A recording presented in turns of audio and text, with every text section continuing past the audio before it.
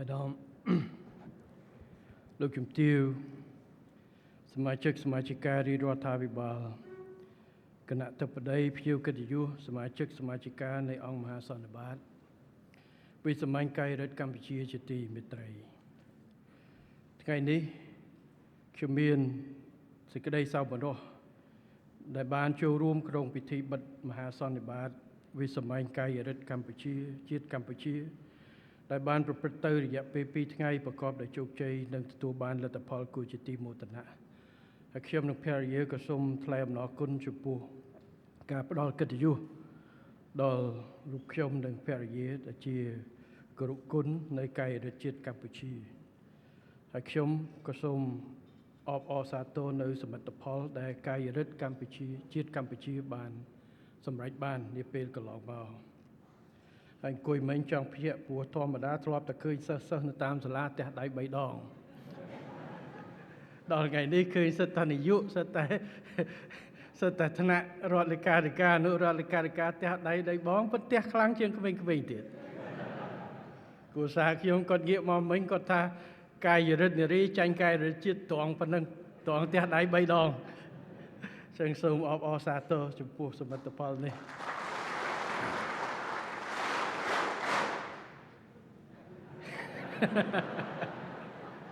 អត់ទេសោះគ្នាខ្លាំងជាងក្មេងៗមហាសន្និបាតវិសាមញ្ញកាយរដ្ឋជាតិកម្ពុជាពិតជាមានសារៈសំខាន់សម្រាប់ថ្នាក់ដឹកនាំនិងសមាជិកសមាជិកានៃកាយរដ្ឋជាតិកម្ពុជាដើម្បីពិនិត្យមើលឡើងវិញនិងវាយតម្លៃលទ្ធផលការងារកន្លងទៅក៏ដូចជាការស្វែងយល់កាន់តែច្បាស់នៅបញ្ហាប្រឈមទាំងឡាយដើម្បីជំនះបញ្ហាទាំងនោះសម្ដៅពង្រឹងការអនុវត្តផែនការយុទ្ធសាស្ត្រកាយរដ្ឋជាតិកម្ពុជាឲ្យកាន់តែប្រសើរឡើងជាពិសេសការធ្វើឲ្យកាយរដ្ឋជាតិកម្ពុជាចូលរួមកាន់តែសកម្មសម្រាប់ប្រយោជន៍ជាតិសង្គមកម្ពុជាយើងតាមរយៈរបាយការណ៍បូកសរុបលទ្ធផលនៃមហាសន្និបាតវិសាមញ្ញរបស់អាដាមបណ្ឌិតសភាចារហងជួននរុនឧបនាយករដ្ឋមន្ត្រីក្រសួងអប់រំយុវជននិងកីឡានិងប្រធានកាយរដ្ឋជាតិកម្ពុជាខ្ញុំសូមកោតសរសើរទៅវាយតម្លៃខ្ពស់សាជាថ្មីចំពោះអាដាមលោកជំទាវលោកស្រីជាថ្នាក់ដឹកនាំនិងសមាជិកសមាជិកាកាយរដ្ឋជាតិកម្ពុជាដែលបានបំពេញភារកិច្ចមានស្មារតីទទួលខុសត្រូវខ្ពស់នៅក្នុងកិច្ចខិតខំប្រឹងប្រែងនិងជំរុញការអភិវឌ្ឍចលនាកាយរដ្ឋជាតិកម្ពុជាឲ្យមានការរីកចម្រើនជាបន្តបន្ទាប់និងបានកសាងកម្លាំងបន្តវេនប្រកបដោយសក្តានុពលព្រមទាំងមានភក្ដីភាពជាមួយរាជរដ្ឋាភិបាលកម្ពុជានៅក្នុងការវិវត្តជាតិមាតុភូមិជាទីស្រឡាញ់នៃយើងទាំងអស់គ្នាឆ្លៀតក្នុងឱកាសនេះខ្ញុំសូមឧទ្ទិសសមិទ្ធផលដ៏ត្រចះត្រចង់ទាំងនេះជូនសម្ដេចវិបុលបញ្ញាសុខអានអតីតប្រធានកាយរដ្ឋជាតិកម្ពុជាព្រមទាំងកាយរដ្ឋាភិបាលទាំងអស់ដែលបានលះបង់អស់ពីកម្លាំងកាយចិត្តនិងបានធ្វើពលិកម្មគ្រប់បែបយ៉ាងដើម្បីអភិវឌ្ឍនៅចលនាកាយរដ្ឋជាតិកម្ពុជាដោយសម្រេចបានសមិទ្ធផលគួរជាទីមោទនៈជាច្រើននាពេលកន្លងទៅ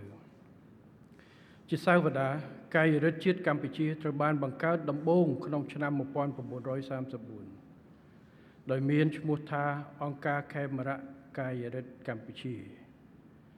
នឹងបាត់បង់ទៅវិញទាំងស្រុងនៅក្នុងរបបបល្ល័ង្កពិសាសប៉ុលពត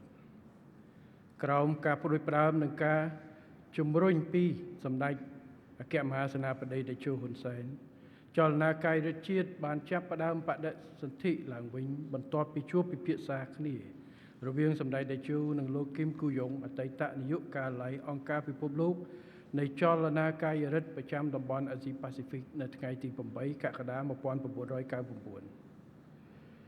បន្ទាប់ពីជំនួបពិភាក្សានេះរាជរដ្ឋាភិបាលបានដឹកនាំការបង្រួមចលនាកាយរដ្ឋកម្ពុជានិងបានរៀបចំមហាសន្និបាតលើកទី1នៅខែមេសាឆ្នាំ2006និងបានដឹកនាំចលនានេះជាសមាជិកពេញសិទ្ធិរបស់អង្គការពិភពលោកនៃចលនាកាយរដ្ឋនៅថ្ងៃទី1កក្កដាឆ្នាំ2008ដែលបានធ្វើឲ្យកិត្តិស័ព្ទចលនាកាយរដ្ឋជាតិកម្ពុជាកាន់តែទូលំទូលាយលើឆាកអន្តរជាតិអាដាមលោកជំទាវលោកស្រីបងប្អូនសមាជិកាកាយរដ្ឋជាតិ ទាំងអស់ជាទីមេត្រីគិតមកដល់បច្ចុប្បន្ននេះកាយរដ្ឋជាតិកម្ពុជាមានការរីកចម្រើនគួរឲ្យកត់សម្គាល់ដែលមានជាអាចការកសាងបាននៅកំណើនសមាជិកក្នុងស្រទាប់កុមារនិងយុវជនទាំងក្នុងគ្រឹះស្ថានសិក្សាសាធារណៈឯកជននិងសហគមន៍គ្រប់មជ្ឈដ្ឋានដែលបានបង្កើនសមាជិកនៅទូទាំងប្រទេសចំនួនជិត 19,000 នាក់ហើយក្នុងនោះសមាជិកជាស្ត្រីចំនួនជាង 9,000 នាក់កំណើនសមាជិកនេះពិតជាបានបញ្ជាក់ថាកាយរដ្ឋជាតិកម្ពុជាគឺជាអង្គការចាត់តាំងយុវជនដ៏សកម្មមួយដែលមានគោលនយោបាយផែនការយុទ្ធសាស្ត្រនិងកម្មវិធីច្បាស់លាស់ព្រមទាំងឆ្លើយតបទៅនឹងតម្រូវការរបស់កម្ពុជារបស់កុមារយុវជននិងសង្គមជាតិជាពិសេសកម្មវិធីអប់រំកាយរដ្ឋកម្មបានធ្វើឲ្យកុមារនិងយុវជនកម្ពុជាជាច្រើនអភិវឌ្ឍខាងផ្លូវកាយផ្លូវបញ្ញាផ្លូវអារម្មណ៍ផ្លូវសង្គមនិងផ្លូវចិត្តប្រកបដោយភាពជាពលរដ្ឋល្អនិងជាពលរដ្ឋសកលជាទិសដៅបន្តរាជរដ្ឋាភិបាលនឹងបន្តជំរុញចលនាកាយរដ្ឋឲ្យក្លាយជាយន្តការមួយដែលមានប្រសិទ្ធភាពនៅក្នុងការអប់រំនិងការហាត់ពត់លត់តំទាំងគំនិតបញ្ញាស្មារតីព្រមទាំងកាយសម្បទាយុវជនរបស់យុវជននិងកុមារឲ្យសកម្មដើម្បីឲ្យសមាជិកសមាជិកានិងបងប្អូនទាំងអស់អភិវឌ្ឍខ្លួនជាធនធានមនុស្សប្រកបដោយចំណេះដឹងសីលធម៌ចរិយាសម្បត្តិថ្លៃថ្នូរជាពលរដ្ឋល្អនិងជាពលរដ្ឋសកលស្របតាមចក្ខុវិស័យរបស់អង្គការពិភពលោកនៃចលនាកាយរដ្ឋគឺកសាងពិភពលោកមួយដែលស្រស់ត្រកាលការរៀបចំយន្តការយុវជននានាដូចជាកាយរដ្ឋនេះគឺជាផ្នែកមួយយ៉ាងសំខាន់សម្រាប់កសាងមូលធនមនុស្សរបស់យើងពាក្យថាមូលធនមនុស្សនោះគឺមិនមែនមានតែសមត្ថភាពនោះទេត្រូវមានស្មារតីមានសីលធម៌គុណធម៌ហើយជាពិសេសនៅស្មារតីស្នេហាជាតិខ្ពស់ធ្វើអ្វីៗគឺដើម្បីពង្រឹងជាតិរបស់យើងនេះគឺជាចក្ខុវិស័យដោយអាដាមហងជួននរុនបានលើកបំបញ្ញនេះនេះគឺជាបញ្ហាហើយនេះជាកត្តាសំខាន់កត្តាស្នេហាជាតិរួបរวมសាមគ្គីឯកភាពជាតិនេះពិតណាស់គឺជាការចាំបាច់គ្រប់ពេលវេលាវាជាកត្តាសំខាន់យ៉ាងណានោះយើងអាចដឹងហើយកម្ពុជាយើងคล้ายទៅជាប្រទេសមួយដែលបែកបាក់គឺដោយសារការបែកបាក់ឯកភាពជាតិក្រោយពីសង្គ្រាមយើងត្រូវការកសាងធនធានមនុស្សឡើងវិញកសាងស្មារតីសមត្ថភាពនៃការឯកភាពគ្នាជាពិសេសនៅពេលដែលប្រទេសជាតិយើងមានការប្រឈមនឹងការលំបាកហើយនេះហើយគឺជាអ្វីនៃការអប់រំនិងការរៀបចំជាយន្តការផ្សេងហើយយន្តការកាយរដ្ឋជាតិបន្ថែមពី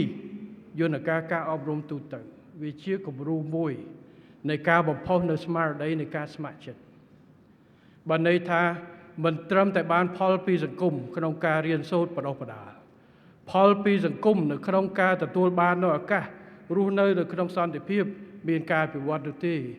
ប៉ុន្តែត្រូវចេះរួមគ្នាឆ្លៀតឱកាសដោយការស្ម័គ្រចិត្តចែករំលែកត្រឡប់ទៅសង្គមវិញចែករំលែកទី1គឺចែករំលែកតាមរយៈការពង្រឹងសមត្ថភាពខ្លួនឯងឆន្ទៈមនសិការនិងអត្តចរិតអរិយាប័ត្រខ្លួនឯងកុំបង្កបញ្ហាទៅដល់សង្គមដែលនាំឲ្យសង្គមដើរថយព្រោះសង្គមមនុស្សកើតឡើងពីមនុស្សមិនអាចសង្អុលថាសង្គមមនុស្សមិនខ្ញុំទេខ្ញុំគ្រាន់តែជាបុគ្គលមួយទេអត់ទេមនុស្សម្នាក់គឺជាកោសិកានៃសង្គមមនុស្សម្នាក់បង្កើតជាគ្រួសារមួយគ្រួសារមួយបង្កើតគ្រួសារច្រើនបង្កើតទៅជាភូមិមួយទៅជាឃុំមួយទៅជាស្រុកមួយទៅជាខេត្តមួយទៅជាក្រុងមួយទៅជាប្រទេសមួយអញ្ចឹងប្រទេសមួយរីកចម្រើនមិនរីកចម្រើនដោយសារបុគ្គលម្នាក់នេះឯងហើយយើងមានកាតព្វកិច្ចទាំងអស់ធ្វើឲ្យប្រទេសយើងរឹងមាំបើសិនជាបុគ្គលម្នាក់មិនមានការទទួលខុសត្រូវមិនមានគេហៅគំនិតនៅក្នុងការចូលរួមអភិវឌ្ឍនោះទេគិតតែពីខ្លួនឯងមិនគិតពីផលដែលខ្លួនធ្វើប៉ះពាល់ទៅដល់សង្គមជាតិនោះទេប្រទេសយើងមិនរីកចម្រើនទេបាទអានឹងយើងឃើញហើយនៅក្នុងជំនាន់ប៉ុលពតជំនាន់អីនោះថាអង្គការសមាគមមួយអង្គការចាត់តាំងមួយដឹកនាំរដ្ឋមួយដែលគាត់គិតនៅក្នុងការពង្រឹងមួយប៉ុន្តែភ្លេចគិតនៅជ្រុងគុណធម៌ជ្រុងសីលធម៌ ដែលផ្ដល់ផលការលំបាកដល់ប្រជាពលរដ្ឋនោះធ្វើឲ្យប្រទេសយើងថយក្រោយអញ្ចឹងហើយការរៀបចំយន្តការបែបនេះត្រឹមពង្រឹងយន្តការបែបនេះខ្ញុំគិតថាជាគំរូល្អមិនត្រឹមតែជាគេថាយន្តការក្នុងការប្រមូលមនុស្ស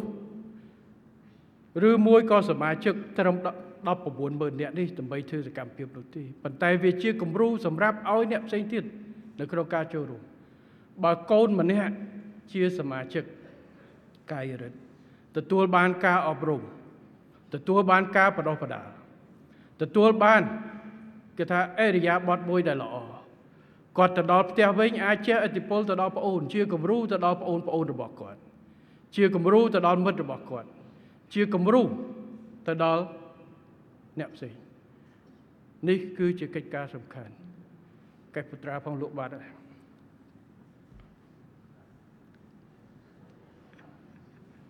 ទៀងផ្ទាត់កីឡាងាកទៅចេះតែមើលមៀតដូចអាវនឹងវាធំឬមួយអាវរួញឬមួយខ្លួនរីកចេះតែមើលភ្នែកខ្លាចអាលេវនឹងវាខ្ទាតមកដល់យើងមេកាយរិទ្ធធំប៉ុន្តែត្រឡប់ទៅវិញគឺអញ្ចឹងនេះគឺជាមូលដ្ឋាននៃការកសាងនៅឯករាជ្យភាពរបស់យើងដែលខ្ញុំថាធនធានមនុស្សរឹងមាំគឺជាមូលដ្ឋាននៃការអភិវឌ្ឍប្រទេសនិងការកសាងឯករាជ្យភាពជាតិពាក្យថាឯករាជ្យនេះគឺសំខាន់ណាស់គឺភាពម្ចាស់ការរបស់យើងភាពម្ចាស់ការរបស់ជាតិរបស់យើងនៅក្នុងការកាន់កាប់អនាគតរបស់យើងសម្រាប់ចិត្តរបស់យើងប៉ុន្តែយើងដើរថយយើងក្រោយគេប្រៀបធៀបនៅប្រទេសផ្សេងជាច្រើនក្នុងអាស៊ានតែយើងចាប់ផ្ដើមចេញពីបញ្ចប់សង្គ្រាមប៉ុន្តែកម្ពុជាមិនបាននៅនឹងថ្កល់20ឆ្នាំមុនទេកម្ពុជាមិនបាន20ឆ្នាំមុនឬមួយ30-40ឆ្នាំមុនទេប្រហែលថ្ងៃនេះខ្ញុំឃើញថាពេលដែលយើងមានទំនាស់ជាមួយព្រំដែនខ្លះជាមួយប្រទេសជិតខាងមានការបញ្ចេញរូបមកកម្ពុជាកាលពីយើងវាយគ្នាជាជនភៀសខ្លួនរត់ទៅជុំទៅពឹងគេរស់នៅជាស្អីចឹងទៅដែលធ្វើឲ្យការសន្និដ្ឋានគិតថាកម្ពុជាយើងនៅតែក្រលំបាកបែបនោះគ្មានសមត្ថភាពអញ្ចឹងការធានានៅភាពម្ចាស់ការរបស់កម្ពុជាគឺជាកិច្ចការសំខាន់ណាស់នៅក្នុងពេលនេះអញ្ចឹងការកសាងសមត្ថភាពមនុស្សការកសាងធនធានមនុស្សមូលធនមនុស្ស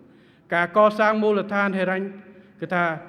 សេដ្ឋកិច្ចការកសាងនៅមូលដ្ឋានហេដ្ឋារចនាសម្ព័ន្ធរូបវន្តទាំងអស់នេះគឺការកសាងមូលដ្ឋានគ្រប់វិស័យលើសមត្ថភាពខ្លួនឯងគឺជាអ្វីដែលយើងត្រូវធ្វើហើយអ្វីដែលរាជរដ្ឋាភិបាលបានធ្វើក្នុង40ឆ្នាំនេះនៅពេលដែលយើងចេញពីចំណុច0នៅពេលដែលយើងចេញពីចំណុចដែលយើងសឹងតែពឹងផ្អែកទៅលើខាងក្រៅទាំងស្រុងនៅឆ្នាំ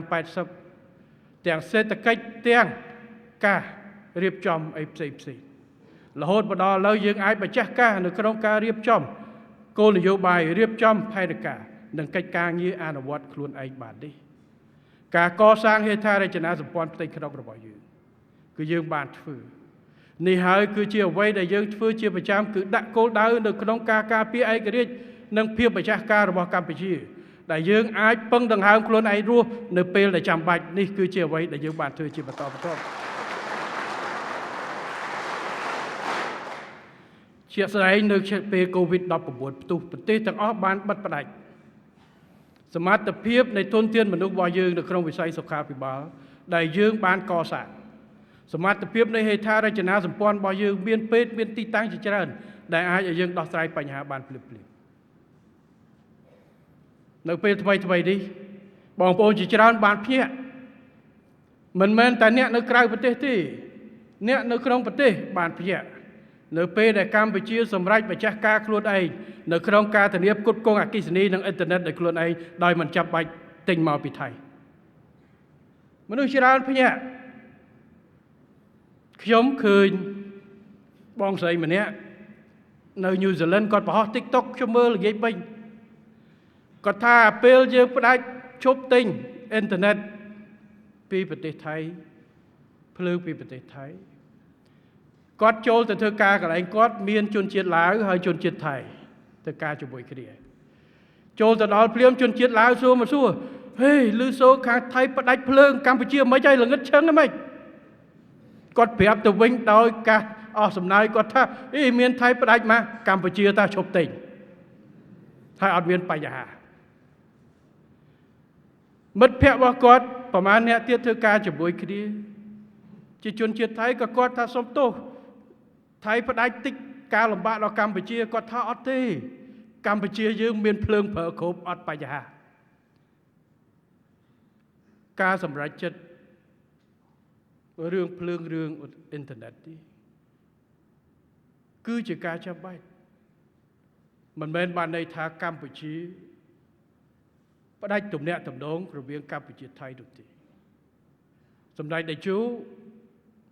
ក៏បីខ្ញុំបានធ្លាប់បញ្ជាក់ហើយទំនាក់ទំនងជាមួយប្រទេសជិតខាងរបស់យើងគឺចាំបាច់យើងត្រូវធ្វើជាបន្តបន្ទាប់ប៉ុន្តែការងារខ្លះដែលយើងអាចម្ចាស់ការខ្លួនឯងបានយើងដល់ពេលដែលត្រូវធ្វើជាពិសេសនៅក្នុងដំណាក់កាលដែលវាបង្កើតរឿងច្រើនណាស់ប្រហែលខែទៅហើយរឿងច្រើនណាស់ប្រព័ន្ធព័ត៌មានច្រើនរហូតទៅដល់ខាងអ្នកនយោបាយជាតិនិយមជ្រុលទៅថៃនោះបន្តិចតិចផ្ដាច់ទៅភ្លើងនឹងផ្ដាច់ទៅអ៊ីនធឺណិតនឹងខ្មែរងាប់ហើយខ្ញុំចុះកប៉ាល់ហោះមកពីបារាំងវិញថ្ងៃ12ព្រឹក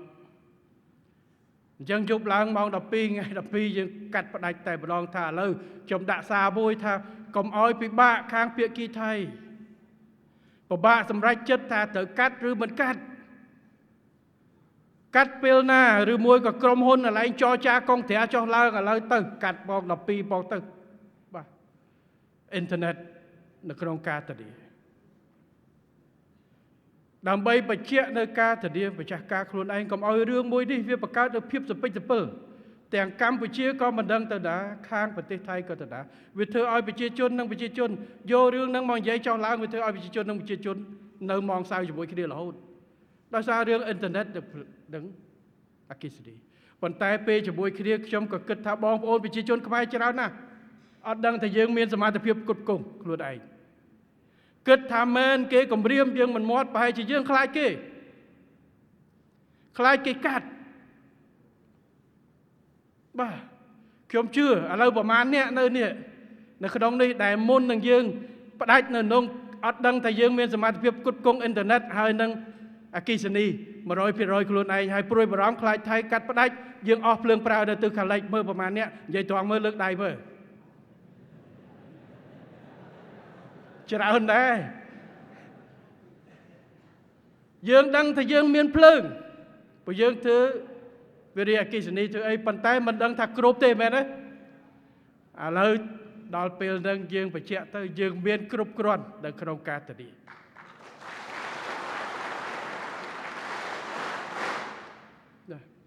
អញ្ចឹងពាក់ព័ន្ធនឹងកិច្ចការងារនេះចង់និយាយយ៉ាងម៉េចហើយខ្ញុំឃើញបងអូនប្រុសម្នាក់គាត់បង្ហោះ TikTok account របស់គាត់ស្អីប៊ុនណាលីនេះគាត់ថាអញ្ចេះគាត់មានរឿងតឹងទ្រូងយូរហើយចង់និយាយឥឡូវគាត់សុំនិយាយគាត់ថាពីមុនឃើញតែគេជេរសម្ដេចតេជោក្បត់ជាតិឃើញតែជិះជឿយសម្ដេចទៅប្តីក្បត់ជាតិយកតែចិនមកវិនិយោគឲ្យចិនធ្វើអគ្គិវិរិយអគ្គិសនីឲ្យចិនអស់ហើយលក់ប្រទេសអស់ហើយទៅឲ្យគេឥឡូវដល់គេផ្ដាច់ដល់ថាយើងផ្ដាច់ភ្លើងផាប់យើងមានភ្លើងគ្រប់គ្រាន់គាត់ថាឥឡូវយល់ហើយនៅអ្វីដែលសម្ដេចតេជោខំប្រឹងធ្វើមករាប់សិបឆ្នាំនេះយើងគ្មានរើសស្ពៃរើសសាច់គោអីទេអ្វីដែលយើងយកមកគឺដើម្បីវិនិយោគទាំងអស់នោះមិនមែនបានដើម្បីឲ្យគេយកទៅទាំងអស់ទេគឺផលសំខាន់គឺបង្កើតផលិតផលដើម្បីយើងមានភាពម្ចាស់ការនៅក្នុងប្រទេសរបស់យើងក្រុមហ៊ុនចិនគេដាក់ទុនវិនិយោគមែនប៉ុន្តែគេមិនលើកវិរិយអគ្គិសនីនេះយកទៅចិនទេហើយក៏គេមិនតភ្លើងនេះប្រើដាច់ដលែក ផ្ដាច់មុខទៅចិនដែរគឺប្រើសម្រាប់ធានានៅកម្ពុជាយើងតែម្ដងអញ្ចឹងការតាក់ទាញវិនិយោគមិនថាពីចិនពីជប៉ុនពីអីនោះទេពេលខ្លះយើងត្រូវខ្ចីនៅឥណទានរបស់ប្រទេសមួយចំនួនដើម្បីមកធ្វើបើសិនជាយើងចាំឥណទានខ្លួនឯងរបស់យើងមិនដឹងថាពេលណាបានធ្វើអា7វិរិយអគ្គិសនីនឹងបានហើយពេលខ្លះមានបងប្អូនខ្លះរហូតទៅដល់ទៅលើកគ្នាទៅទប់ប្រឆាំងជាមួយវិរិយអគ្គិសនីរហូតទៅដល់ដូចលើកមុន Alex អីមកគឺមានដាធម្មជាតិចេញទៅវាយប្រហារមិនឲ្យធ្វើទេខ្លាចប៉ះបាត់ប្រយោជន៍ជាតិបាត់ដើមឈើបាត់ប៉ះប្រជាជនខ្ញុំទទួលស្គាល់ថាការអភិវឌ្ឍការធ្វើវិរិយអគ្គិសនីពិតជាប៉ះហើយបើយើងត្រូវធ្វើវិរិយអគ្គិសនីត្រូវយ៉ាងហោចណាស់ក៏សម្អាតកន្លែងហ្នឹងដើមឈើអីដើម្បីយើងកុំឲ្យទឹកវាមកវាលួយវាអីបើសិនប្រជាជននៅក្បែរនោះយើងត្រូវរកវិធីកាត់បន្ថយផលប៉ះពាល់ប៉ុន្តែបើយើងមិនធ្វើសោះមិនបានថ្ងៃនេះយើងមានសមត្ថភាពផ្គត់ផ្គង់អគ្គិសនី 100% ខ្លួនឯងនោះទេអញ្ចឹងខ្ញុំសូមឲ្យបងប្អូនយកកិច្ចការនេះដោយប្អូនបុណ្ណាលីនឹងគាត់ថាពេលខ្លះមិនបាច់ចាំបកស្រាយគ្រប់ពេលទេចាំភ័ស្តុតាងជាក់ស្ដែងលាតត្រដាងតែម្ដងអញ្ចឹងភ័ស្តុតាងដែលយើងឃើញភាពម្ចាស់ការគ្រាន់តែពីមុខនៅក្នុងការធានាអគ្គិសនីធានាអ៊ីនធឺណិតខ្លួនឯងនៅគ្រប់ទីកន្លែងនៅទូទាំងប្រទេសដោយមិនចាំបាច់ពឹងមកពីប្រទេសថៃនោះគឺយើងអាចបង្ហាញនៅផលជាក់ស្ដែងនិងចក្ខុវិស័យជាក់ស្ដែងរបស់សម្ដេចតេជោទៅពេលនោះហើយគឺมันមានបំណងណាលក់ប្រទេសឬមួយអីទេមានតែខិតខំធ្វើយ៉ាងណាគ្រប់វិធីសាស្ត្ររួមទាំងការវិនិយោគពីបរទេសតាក់ទាញដើម្បីឲ្យកម្ពុជាខ្លាំងម្ចាស់ការឯករាជ្យខ្លួនឯងពេលណាដែលចាំបាច់ដូចបែបនេះបាទសួរថាបើយើងមិនធ្វើសន្សំពេលនេះទេពីឆ្នាំ98ជាពិសេសតំបន់មកប៉ែកខាងលិចនោះម៉ោងស្មើនេះក៏អត់ទេបាទប៉ែកខាងលិចនោះគឺជាតំបន់ដែលពឹងផ្អែកទៅលើថៃពីមុនពឹងផ្អែកទៅលើការតភ្ជាប់ព្រោះអត់ភ្ជាប់ជាមួយប្រទេសយើងទេប៉ៃលិននៅក្រោមការគ្រប់គ្រងរបស់ខ្មែរក្រហមអត់ភ្ជាប់មកក្នុងប្រទេសទេនៅប៉ោយប៉ែតនៅប្រទេសមានជ័យច្រើនណាស់អត់តភ្ជាប់ទេអញ្ចឹងជាកន្លែងដែលអន់ខ្សោយអន់ក្រនឹងការលំបាកអញ្ចឹងការកសាងនិងការពឹងផ្អែកភាគច្រើនប្រកាសជាទៅប្រទេសជិតខាងហើយប៉ុន្តែដោយសារនយោបាយឈ្នះយើងបញ្ចប់សង្គ្រាមខ្មែររួមគ្នាអត់យ៉ែកទឹកដីបើកច្រកឲ្យយើងតភ្ជាប់ហេដ្ឋារចនាសម្ព័ន្ធតភ្ជាប់ការអភិវឌ្ឍធនធានមនុស្សការតភ្ជាប់នៅកំណើនសេដ្ឋកិច្ចនៅតាមបណ្ដោយព្រំដែននេះហើយដែលធ្វើឲ្យសមត្ថភាពរបស់យើងនៅពេលនេះ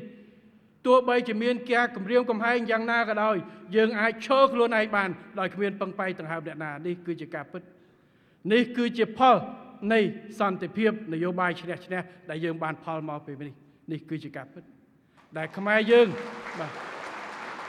ដែលអតីតខ្មែរក្រហមអតីតរដ្ឋកម្ពុជានៅជាមួយគ្នាទាំងកងទ័ពទាំងគ្រប់ស្ថាប័នថ្នាក់ជាតិថ្នាក់ក្រោមជាតិដែលពីមុនមិនភ្ជាប់ទឹកដីឥឡូវយើងភ្ជាប់ហើយរួមគ្នាកសាងនេះគឺជាសមិទ្ធផលជាក់ស្ដែងហើយនេះគឺជាអ្វីដែលស្ថិតនៅក្នុងស្មារតីនៃការកសាងធនធានមនុស្សជំនាន់ក្រោយដែលគេថាយន្តការកាយរដ្ឋជាតិកម្ពុជាចូលរួមគឺកសាងធនធានមនុស្សកសាងធនធានរបស់ជាតិគ្រប់វិស័យដើម្បីមានលទ្ធភាពធានាភាពម្ចាស់ការរបស់ខ្លួននេះហើយគឺការធានាឯករាជ្យភាពរបស់កម្ពុជាមិនបានលក់ដីលក់ទឹកដីលក់ប្រាសាទឲ្យអ្នកណាទេពេលដែលខ្ញុំមិនទាន់ឆ្លើយរាជរដ្ឋាភិបាលសម្ដេចតេជោមិនទាន់ខ្សោយគេនាំគ្នាចោទថាតកូលហ៊ុននឹងទាំងឪទាំងកូនលក់ទៅឲ្យគេហើយខ្លាចគេហើយអាដាមលោកជំទាវបងប្អូនជនរួមជាតិការធ្វើសកម្មភាពនយោបាយមិនចាំបាច់លោតកញ្ឆេងកញ្ឆាកទៅទេការធានាភាពម្ចាស់ការនឹងច្បាស់លាស់យើងមិនអាចលោតម្ដងលិចម្ដងកើតរាតាមខ្យល់ដោយចុងស្រល់នោះទេការធ្វើការយើងមានភាពអត់ធ្មត់មានភាពចាស់ទុំច្បាស់លាស់ប៉ុន្តែមិនប្រកាសថាអ្នកលោតកញ្ឆេងកញ្ឆាងស្រែកសាច់ចែកចាយនឹងប្រកែជាងអ្នកអត់លោតនោះទេយើងមិនចាំបាច់ឆ្លើយតបរឿងអ៊ីនធឺណិតរឿងភ្លើងនោះទេដល់ម៉ោងកាត់យកត្បូងទៅចប់ហើយបាទ វាបានដូចតែគ្នាទៅនេះគឺជាការធានាប៉ុន្តែគោលដៅធំរបស់កម្ពុជានៅក្នុងការដោះស្រាយបញ្ហានេះគឺទទួលខុសត្រូវចំពោះបូរណភាពទឹកដី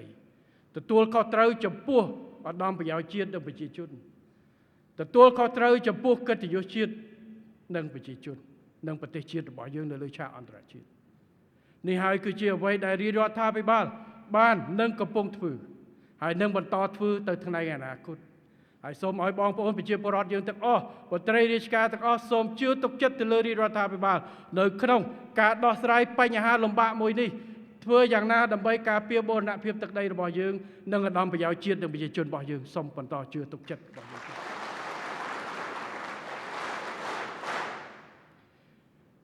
ចំពោះបញ្ហាការដោះស្រាយខ្ញុំសូមលើកបន្តិចចុះកន្លងទៅខ្ញុំបានបញ្ចេញសារតាម Facebook សម្ដេចតេជោក៏បានបញ្ចេញពេលខ្លះក្រសួងការបរទេសប៉ុន្តែបញ្ចេញហ្នឹងវាអត់ដូចនិយាយលើមីក្រូវាបកស្រាយបានច្បាស់ចឹងថ្ងៃនេះសូមពេលបន្តិចគ្រាន់តែបញ្ជាក់ថែមបន្តិចតួចទេរឿងនេះដើម្បីឲ្យបងប្អូនបានច្បាស់ហើយខ្ញុំជឿថាភាគីប្រការទៀតកសែតប្រការទៀតក៏ចាំមើលចាំយកទៅរឿងពាក់ព័ន្ធទៅនឹងការរៀបចំរបស់យើងម្ដងមកទេបើថាមិញខ្ញុំឃើញអ្នកនយោបាយថៃមួយចំនួនចោទអ្នកដឹកនាំនៃកម្ពុជាចោទសម្ដេចតេជោចោទខ្ញុំជាពិសេសថាធ្វើនយោបាយអត់ professional គេថាធ្វើនយោបាយតាម Facebook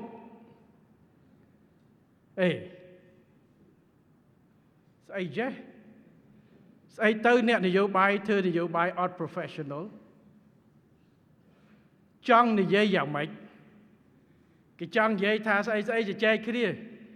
ធ្វើតាម Facebook អត់កើតណែមើលឲ្យច្បាស់ណាទី1អ្នកនយោបាយថ្នាក់ដឹកនាំជាតិនីមួយៗមានកាតព្វកិច្ចត្រូវភ្ជាប់ទំនាក់ទំនង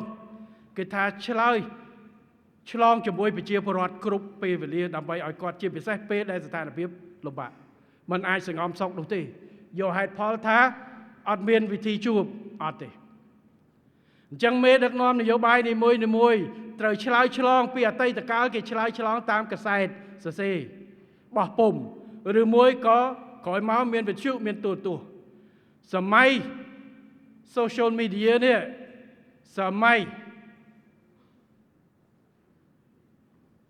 បណ្ដាញសង្គមគេប្រើ Facebook គេប្រើ X គេប្រើ TikTok ដើម្បីបញ្ជូនសារនយោបាយទៅប្រជាពលរដ្ឋសម្បីតែប្រធានាធិបតីអាមេរិកនឹងក៏ប្រើ X ដែរប្រធានាធិបតីណាសម្បីតែមេដឹកនាំរបស់ថៃក៏ប្រើ TikTok ប្រើ Facebook ប្រើអីដូចតែគ្នាដែរទេអញ្ចឹងការមធ្យោបាយនៃការបញ្ជាក់នេះគឺច្បាស់លាស់ទី2គឺសារដែលយើងដាក់ចេញគឺសំដៅទៅលើប្រជាពលរដ្ឋយើងពាក់ព័ន្ធទៅនឹងចំហនយោបាយរបស់យើងព្រោះកន្លងទៅនឹងពេលខ្លះគឺក្លុកវាថាអាក្រៅក៏ក្លុកអ្នកក្នុងឯងសាច់ឯងខ្លះក៏ក្លុកដែរបាទតែអ្នកនយោបាយថាស្នេហាជាតិនៅក្រៅប្រទេសនោះខ្មែរគ្នាឯងនេះក្លុកមិនចេះចប់ឬមិនចេះចប់បង្កើតរឿងតែឲ្យសតិអារម្មណ៍កងទ័ពរឿងមិនពិតទៅខំយកកសែតរបស់គេយកមកផ្សាយបន្ថែមអញ្ចឹងពេលខ្លះអ្នកនាំពាក្យអីរបស់យើងចេញវាអត់គ្រប់គីឡូវាទាមទារឲ្យមេដឹកនាំនយោបាយចេញទៅមានភាពនឹងនោះបាទគ្រាន់តែរឿងថ្ងៃ28ដែលកងទ័ពថៃចូលមកបំពេញក្នុងទីតាំងក្នុងដែនអតីតភាពរបស់កម្ពុជាបាញ់កងទ័ពយើងស្លាប់ប្រទេសអ្នកខ្លះទៅស្អីណាសិតតែខ្មែរយើងស្លាប់2របួស4របួស5ណាឆ្កុយនោះបាទទៅអត់ដឹងរឿងកន្លែងខ្លះគឺខំបំពងបន្ថែមហើយស្ដីបន្ទោសឲ្យយើងទៀតថាយើងលាក់ព័ត៌មានហើយប្រជាពលរដ្ឋយើងជាពិសេសអ្នកនៅឆ្ងាយកាន់តែឆ្ងាយកាន់តែភ័យជាងអ្នកនៅមុខជឿខ្ញុំបាទខ្ញុំចាំម្ដងទៅអាមេរិកថ្ងៃនោះទៅកាលីហ្វ័រញ៉ាគេបាតកម្មនៅមុខហាង ដល់ខ្ញុំចូលទៅមានការគប់ស្អីមកអញ្ចឹងទៅហើយមានធ្វើឲ្យអុកឡុកខ្លះនៅក្នុងហាងតែអត់មានរំខានដល់នេះទេដល់ស្អែកឡើងខ្ញុំដឹងព័ត៌មានពីអ្នកភ្នំពេញវិញអ្នកភ្នំពេញប្រាប់ថាលឺសូសិតតែប៉ូលីសបោះគ្រាប់បែកផ្សេងចូលនៅក្នុងកន្លែងប្រជុំអីណោះចលៀសផ្អើលពីនឹងខ្ញុំថាចប់បដ ாய் អញ្ចឹងដើម្បីកុំឲ្យក្អែក1ក្អែក10ជាពិសេសស្ថានភាពពេលដែលកំពុងវិវត្តប្រែប្រួលលឿនរាជរដ្ឋាភិបាលមានសមត្ថកិច្ចមានកាតព្វកិច្ចក្នុងការជូនព័ត៌មានជូនប្រជាពលរដ្ឋអ្នកនាំពាក្យរបស់យើងក៏ចេញក្រសួងការពារជាតិក៏ចេញកន្លងទៅខ្ញុំក្នុងនាមជានាយករដ្ឋមន្ត្រីទោះបីជានៅក្រៅប្រទេសក៏ខ្ញុំត្រូវចេញព្រោះថ្ងៃទី1ដែលដឹកចល័តទ័ពនៅភ្នំពេញគេថាចល័តទ័ពពេញប្រទេសនាយករដ្ឋមន្ត្រីនៅក្នុងទៅម៉េចមានអ្នកខ្លះថារហូតទៅដល់មានរដ្ឋប្រហារនៅក្នុងប្រទេសទៀតកម្ពុជាផ្អើលចឹងខ្ញុំត្រូវចេញសារពីទីក្រុងតូក្យូបោះបញ្ជាក់គ្មានទេនេះគឺជាកិច្ចការចាំបាច់ការចេញសារទៅឲ្យប្រជាពលកររបស់យើងនៅក្រៅប្រទេសដែលបងប្អូនមានបំណងចង់មកប្រទេសវិញឲ្យមន្ត្រីរបស់យើងត្រៀមលក្ខណៈយ៉ាងណាព្រោះចង្កាលដាក់សារដាក់បទបញ្ជាទៅមន្ត្រីរបស់យើងគាត់ទទួលបានប៉ុន្តែប្រជាពលរដ្ឋពលករយើងអត់ដឹងរឿងទេដាក់អា Facebook មួយ share 10រាប់ម៉ឺនអ្នកទៅរាប់លានអ្នកបានឃើញគាត់ឆាប់ដឹងនេះគឺជាវិធីសាស្ត្រល្អលឿនអញ្ចឹងគ្មានអីដែលធ្វើឲ្យប៉ះពាល់គេថា unprofessional នោះទេបាទខ្ញុំឆ្ងល់គេប្រើពាក្យនឹងទៅដែរប៉ុន្តែផ្ទុយទៅវិញណាខ្ញុំសូមបញ្ជាក់កម្ពុជាពាក់ព័ន្ធរឿងនេះគឺយើងដើរក្រោយទេយើងអត់ធ្មត់ណាស់ប្រហែលខែមកនេះយើងអត់ធ្មត់ណាស់បាទនៅថ្នាក់ដឹកនាំថៃទាំងអ្នកនយោបាយទាំងអ្នកប្រឆាំងជ្រុលនិយមពេលខ្លះទាំងកងទ័ពចេញសារបដៅបន្តិចម្ដងបន្តិចថាអានេះរបស់ខ្ញុំអាប្រាសាទនេះនៅក្នុងដីថៃប្រើប្រាស់ផែនទីឯកតោភាគីរបស់គេសោះបន្តិចថាកាត់ភ្លើងបន្តិចថាកាត់អ៊ីនធឺណិតបន្តិចថាធ្វើលបងខណ្ឌកម្ពុជាហើយថៃស្អីទៅអាហ្នឹង professional អីនិយាយឲ្យច្បាស់តែម្ដងកម្ពុជាអត់មាត់ទេអត់ធ្មត់ណាស់យើងមិនចង់មានរឿងប៉ុន្តែពេលខ្លះដល់យើងមិនមាត់គេជន់ដល់យើងឡងថាយើង professional unprofessional អីទៅអញ្ចឹងកើតឯដល់លោកជំទាវហើយខុសតែរហូតយើងអត់មាត់ជន់បន្ថែមយកចំណេញនយោបាយដល់យើងឆ្លើយតបត្រឹមលក្ខខណ្ឌរបស់យើងគេចោទថាយើងអ្នកបករឿងអ្នករំលោភអ្នករឿងវិញអ្នកអត់គេថាជំនាញធ្វើការអត់ជំនាញតាមតដាទៅចុះប៉ុន្តែកុំភ្លេចថាកិច្ចការច្រើនណាស់ដែលគេលៀបមកកម្ពុជាសំបីតែរឿងអនឡាញហ្នឹងក៏ចោទមកកម្ពុជាដែរប្រទេសខ្លួនឯងទៅមើលផងមិនមែនស្អាតទេប៉ុន្តែប្រទេសខ្លះចូលចិត្តដាក់រឿងហ្នឹងទៅអ្នកជិតខាងខ្លួនឯងល្អខ្ចោះបាទរឿងដូចតែគ្នាដែរទេនិយាយឲ្យច្បាស់ចឹងហ្មងចោទកម្ពុជាអាក្រក់ចេះប្រទេសនេះអាក្រក់ចេះតែខ្លួនឯងនោះមិនល្អអត់ខ្ចោះទេតែខំបិទបាំងខ្លួនឯងយកមកជះលើគេនិយាយឲ្យច្បាស់ចឹងហ្មងទៅពីណាក៏ដឹងដែរលេងសិតតែចឹងមកឥឡូវចេះសម្រាប់កម្ពុជាជំរឿសទៅមុខយ៉ាងម៉េចតែយើងនៅបន្តចោទគ្នាបែបនេះទេនៅបន្តប្រើផែនទីឯកតោភាគីទៅដើមគ្នាតំបន់ធំដែរឧទាហរណ៍ព្រោះប្រាសាទតំបន់ធំនេះគឺជាប្រាសាទមួយដែលមេដឹកនាំនយោបាយថៃតាំងពីឆ្នាំ2010អភិសិទ្ធថាជារបស់គេប្រើផែនទីឯកតោភាគីក្រោយមកនឹងថ្មីនេះក៏មានដែរមេដឹកនាំនយោបាយធំរួមទាំងយោធាឥឡូវធ្វើម៉េចតើប្រើផែនទីពីណាឯកភាពអត់មានទេអ្នកឯងនិយាយរឿងអ្នកឯងអញ្ចឹងដើម្បីឲ្យស្រួលកាត់សេចក្តីខ្ជិលនិយាយនាំគ្នាទៅតុលាការតែម្ដងបាទកាត់ឲ្យដឹងឈ្នះចាញ់តែម្ដង បើតដើមគ្នារៀងខ្លួនយកឈ្នះចាញ់រៀងខ្លួនវាពីណាឈ្នះពីណាចាញ់ទេនៅរ៉ាំរៃរាប់សិបទសវត្សរ៍ទៀតបាទកូនចៅខ្មែរនិងកូនចៅថៃនៅតែរឿងឆ្លោះគ្នាដដែលហ្នឹងវាយគ្នាថ្ងៃនេះវាយគ្នា10ឆ្នាំមុនវាយគ្នាឆ្នាំនេះឬមួយវាយគ្នាឆ្នាំក្រោយវាវាយហើយក្រៅពីហ្នឹងវាវាយហើយចាប់ពីវាយងាប់លបួសហើយត្រឹមតែមកចរចាគ្នាផ្អាកដដែលហ្នឹងអញ្ចឹងវានៅមិនដាច់ស្រេចចឹងយកល្អមានតែរយន្តការទី3តែម្ដង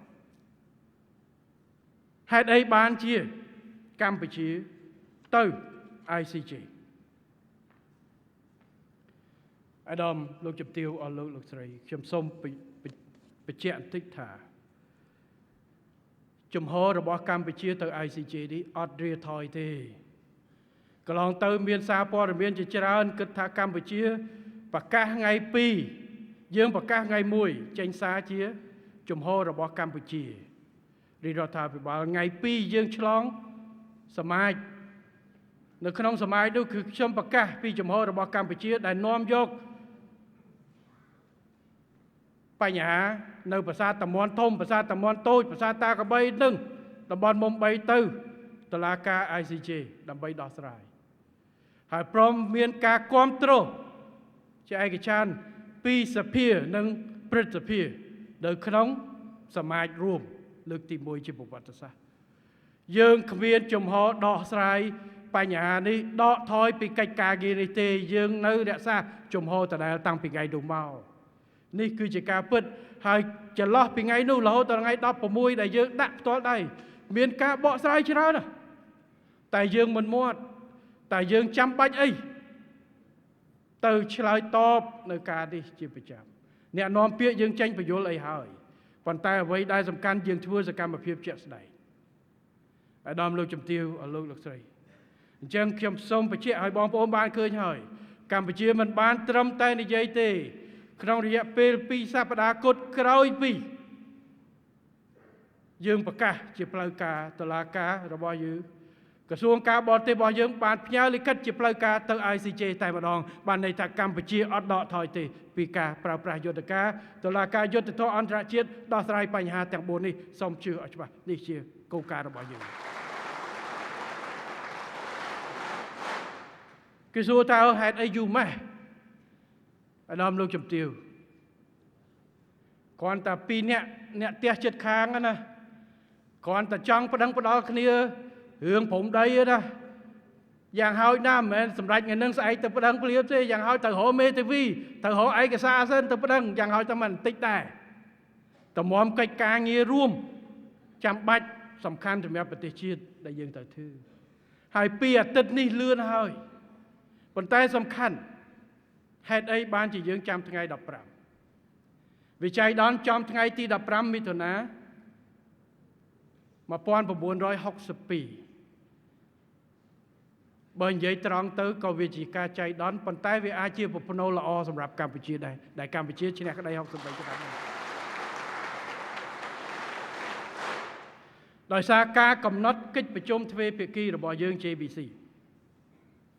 គឺធ្វើនៅថ្ងៃទី14ដែលភាគីទាំងពីរឯកភាព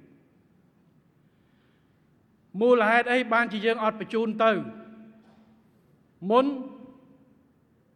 យើងប្រជុំ JBC បញ្ហាវានៅត្រង់នេះពេលដែលយើងមានប្រកាសចំហរបស់យើងហើយយើងមានជំរើស2សម្រាប់ការបញ្ជូនទៅទី1គឺថៃឯកភាពជាមួយយើងដឹកដៃគ្នាទៅ ICJ ដោយសិង្ហបុរីហើយម៉ាឡេស៊ីគេដឹកដៃគ្នាទៅឆ្នាំ9ជាងចឹង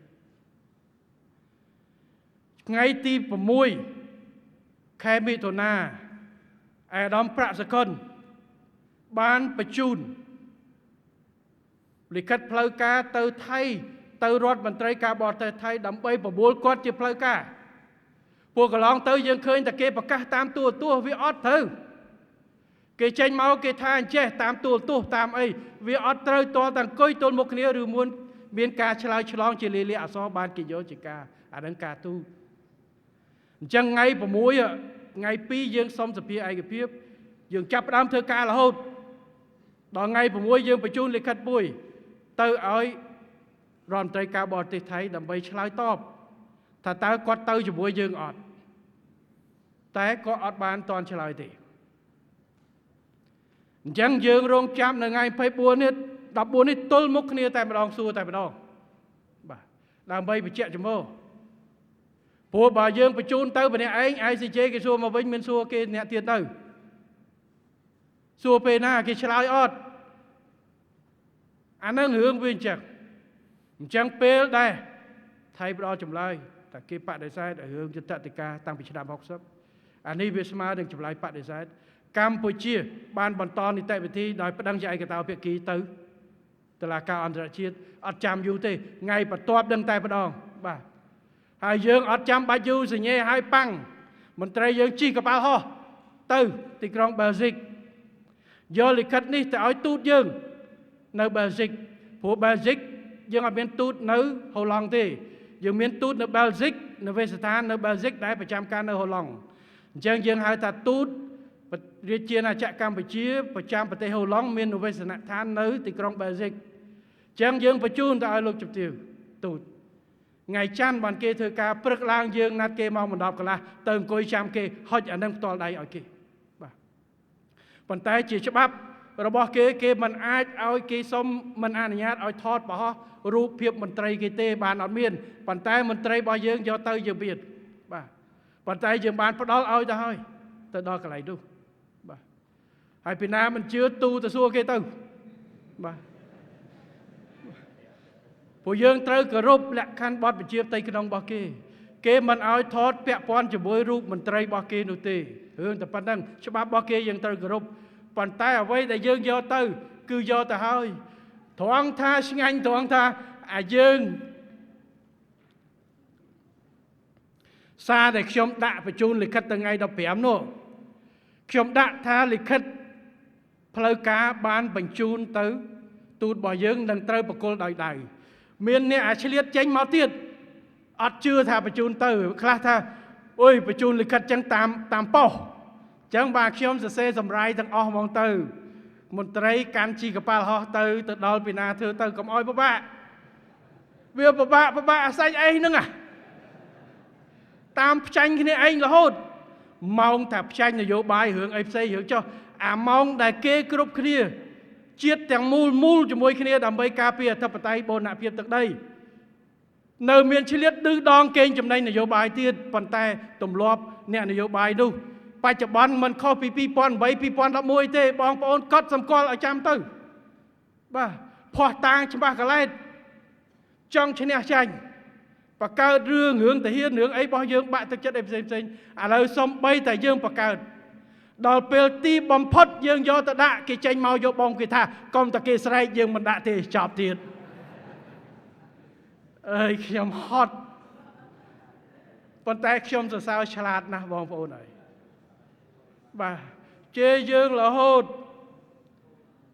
ទៀមទារហូតទៅដល់មានម្នាក់ស្រីនោះខាងក្រុមគាត់ដែរឥឡូវលោកហ៊ុនម៉ាណែតរដ្ឋាភិបាលត្រូវបង្ហាញផែនទីដែលយើងទៅចរចានៅលើឲ្យប្រជាជនមើលចឹងទៀត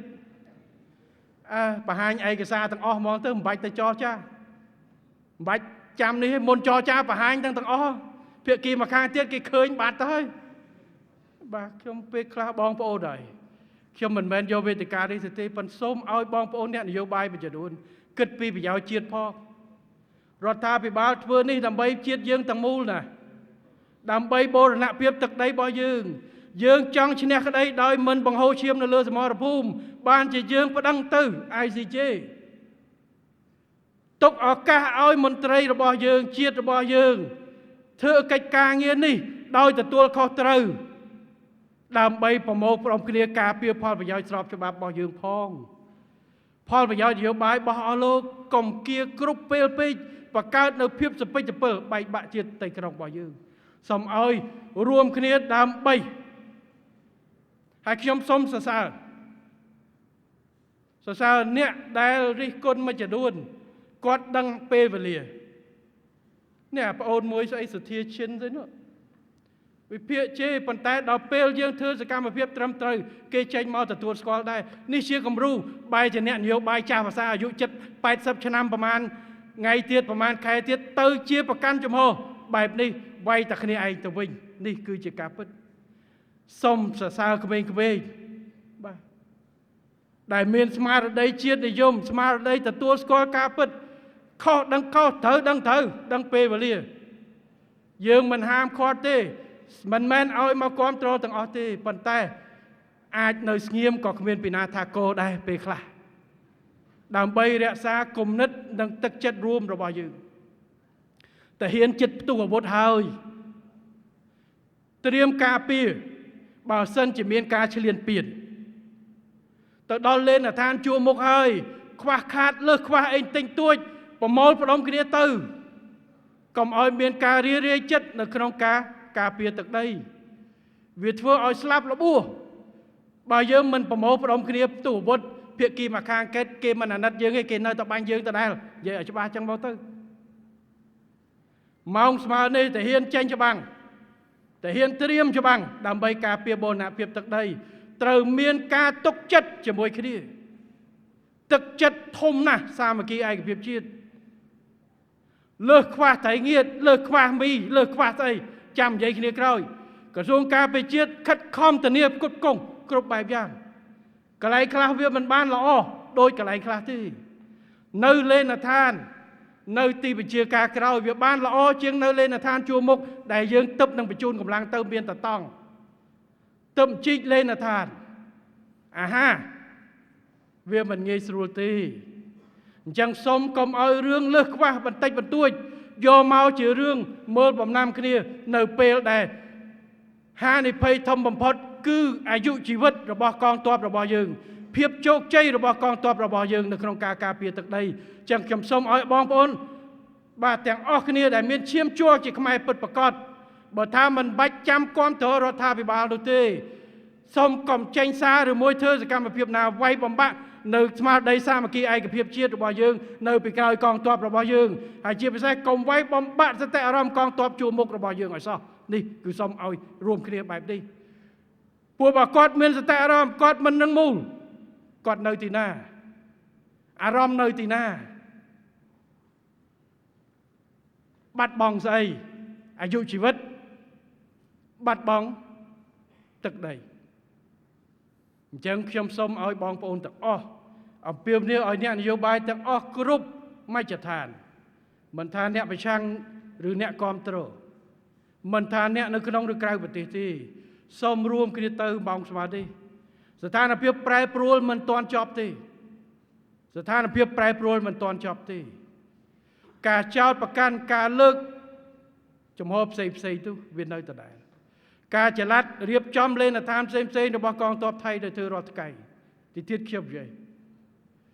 បាទមិនសមមិញគេចោទកងទ័ពខ្មែរថាបែកកណ្ដុងទៅគេអាដាមទាសីហាថាធម្មតាតែកណ្ដុងគេមិនដែរបាក់មកកណ្ដុងទេបាទឆ្ងាញ់មកប៉ុន្តែមិនមែនបានន័យថាយើងមិនបាញ់រំលោភអ្នកណាគេទេប៉ុន្តែកុំភ្លេចថាអ្នកដែលចោទយើងនោះចល័តទ័ពកាយលេនដ្ឋានថ្មីអស់កំភ្លើងធំថ្មីរាល់ថ្ងៃបាទរឿងតែប៉ុណ្្នឹងទោះបីជា JBC ចប់ក៏ដោយអញ្ចឹងម៉ោងស្មើនេះកងទ័ពរបស់យើងត្រូវមូលគំនិតគ្នាហើយខ្ញុំសូមអរគុណណាស់ហើយខ្ញុំសូមកោតសរសើរនៅទឹកចិត្តក្លាហានរបស់កងទ័ពរបស់យើងនៅជួរមុខដែលមានភាពអង់អាចក្លាហានមានភាពសាមគ្គីឯកភាពជាតិដើម្បីបុព្វហេតុការពារទឹកដីពិតប្រាកដរបស់យើងក្នុងពេលនេះខ្ញុំសូមអរគុណណាស់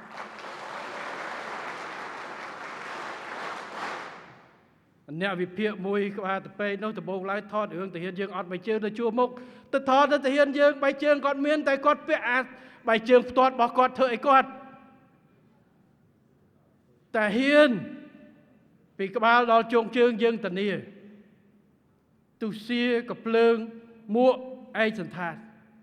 រហូតទៅដល់ស្បែកជើងតង់ប៉ុន្តែបងប្អូនខ្លះនៅជួរមុខក៏អត់ចូលចិត្តអាពាក់អាកវែងនឹងហើយជាពិសេសទាហានខ្មែរក្រហមទាហានដែលធ្លាប់ច្បាំងជំនាន់ក៏អត់ពាក់ទេអាម៉ៃហ្វកហ្នឹងបាទ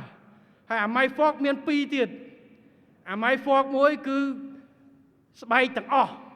អាហ្នឹងវាជួយការពារទប់ជើងហើយបើមានអីវាអាចទប់ជង្គជើងជង្គអីអាមួយទៀតមានស្បែកអាហ្នឹងវាលហើយជាងភាគច្រើនគេយកលហើយប៉ុន្តែអាលហើយក៏ដោយដល់វានៅ24ម៉ោងវាក្តៅដែរស្រោមជើងក៏វាសើមអញ្ចឹងអាផ្ទាត់នឹងហើយអញ្ចឹងបងប្អូននៅខាងមុខបែកជើងផ្ទាត់ក៏ដោយអត់មានទឹកចិត្តខ្លាចនៅក្នុងការប្រយុទ្ធការពារទឹកដីទេព្រោះយើងដឹងកងទ័ពយើងដឹងច្បាស់ថាបងប្អូនមិនបានត្រៀមដើម្បីរំលោភដីអ្នកណា1មីលីម៉ែត្រទេ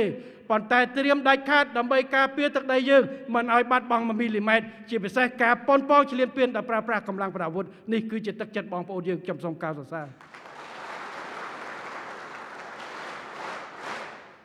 ហើយក៏សូមចូលរួមរំលែកទុក្ខជាមួយបងប្អូនយើងមួយចំនួនដែលបានទទួលគ្រោះថ្នាក់នៅក្នុង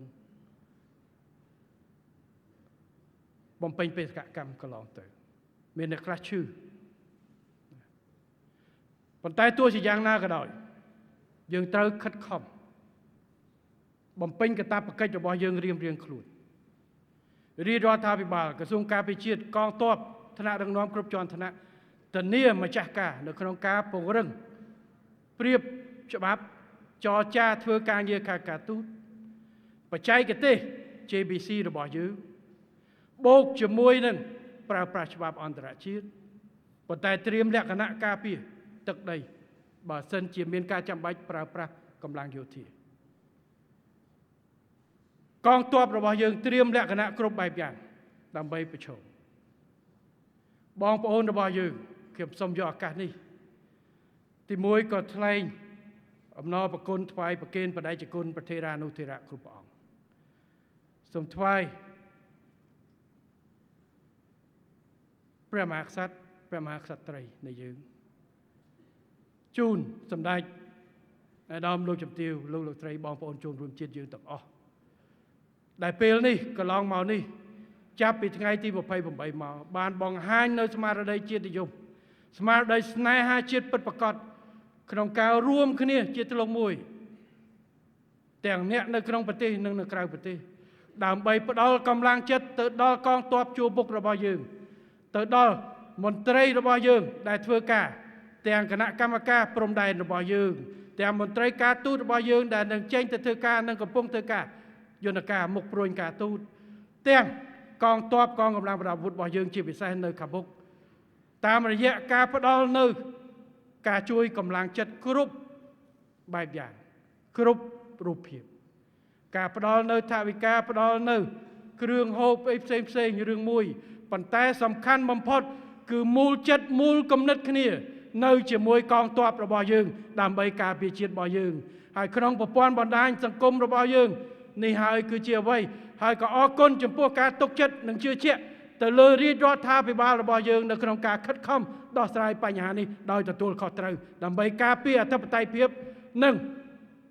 ឧត្តមប្រយោជន៍ជាតិនិងប្រជាជនរបស់យើងសូមអរគុណណាស់នៅពេលនេះប្រទេសយើងតូចប្រជាជនយើងក៏តិចកម្រិតសេដ្ឋកិច្ចយើងក៏មិនទាន់ខ្ពស់បើប្រៀបធៀបជាមួយនឹងភាគីបកាប៉ុន្តែអ្វីដែលសំខាន់គឺស្មារតីនៃសាមគ្គីឯកភាពប្រជាជាតិមួយពេលនេះហើយខ្ញុំសូមអរគុណណាស់ស្អែកនេះគឺឃើញមានសហភាពសហព័ន្ធរៀបចំពិធីដើរបាទពិធីដើរដើម្បីគាំទ្ររាជរដ្ឋាភិបាលនិងកងទ័ពជួរមុខរបស់យើងកងកម្លាំងប្រដាប់អាវុធជួរមុខរបស់យើងស្មារតីជាតិហើយដំអ៊ុនម៉ានីរាយការណ៍ខ្ញុំថាផែនការតែប្រមាណ10000នាក់នេះឥឡូវអ្នកស្ម័គ្រចិត្តចូលមកនឹងចង់ណែនពេញហ្នឹងចូលប្រមាណហើយ100000ដំបូងឡើយតែធ្វើតែ20000នាក់ទេឥឡូវអ្នកសុំចូលនឹង100000បាទហើយអ្នកសុំចូល100000នេះមិនទាន់គិតអ្នកដែលបង្ហាញមុខអត់បានអញ្ជើញស្អែកនឹងអាចច្រើនជាងហ្នឹងនេះគឺបង្ហាញអំពីស្មារតីរួមគ្នារបស់ប្រជាជាតិយើងហើយខ្ញុំសូមអរគុណដែរបាទហើយទាំងអស់នឹងហើយដែលជាកម្លាំងចិត្តធម៌ពលសម្រាប់ជួយដល់កងកម្លាំងរបស់យើងដែលបញ្ជាក់ថាគាត់ធ្វើនេះគឺត្រឹមត្រូវមានប្រទេសជាតិមួយប្រជាជនមួយនៅពីក្រោយពួកគាត់ ដែលគាត់មានទឹកចិត្តការពារដាច់ខាតលះបង់ជីវិតលះបង់នៅអ្វីៗដើម្បីបុព្វហេតុការពារបូរណភាពទឹកដីរបស់យើងនេះគឺជាកត្តាហើយរាជរដ្ឋាភិបាលក៏សូមធានាយើងនឹងខិតខំឲ្យអស់លទ្ធភាពដើម្បីបដូរផ្ដាច់ការពារបូរណភាពទឹកដីការពារអធិបតេយ្យភាពជាតិការពារផលប្រយោជន៍ជាតិនិងប្រជាជនរបស់យើងឲ្យបានជាដាច់ខាតនេះគឺជាការបដិញ្ញាចិត្តរបស់យើងអាដាមលោកជំទាវអស់លោកស្រីបងប្អូនប្រជាពលរដ្ឋទាំងអស់ជាទីមេត្រីសំណួរសួរទៅមុខយើងត្រូវធ្វើអីតើហេតុអីបានជាយើងត្រូវប្តឹងរឿងនេះទៅ ICJ ប្តឹងទៅ ICJ វាទាល់តែភាគីទាំងពីរដោះស្រាយបញ្ចេញអ្នកខ្លះថាហេតុអីបានជាប្តឹងតែ4ចំណុចហ្នឹងមិនដាក់ព្រំដែនទាំងមូលអាដាមលោកជំទាវអស់លោកស្រីខ្ញុំសូមបញ្ជាក់បន្តិចទី1គោលជំហររបស់រាជរដ្ឋាភិបាលរបស់យើងអភិក្រម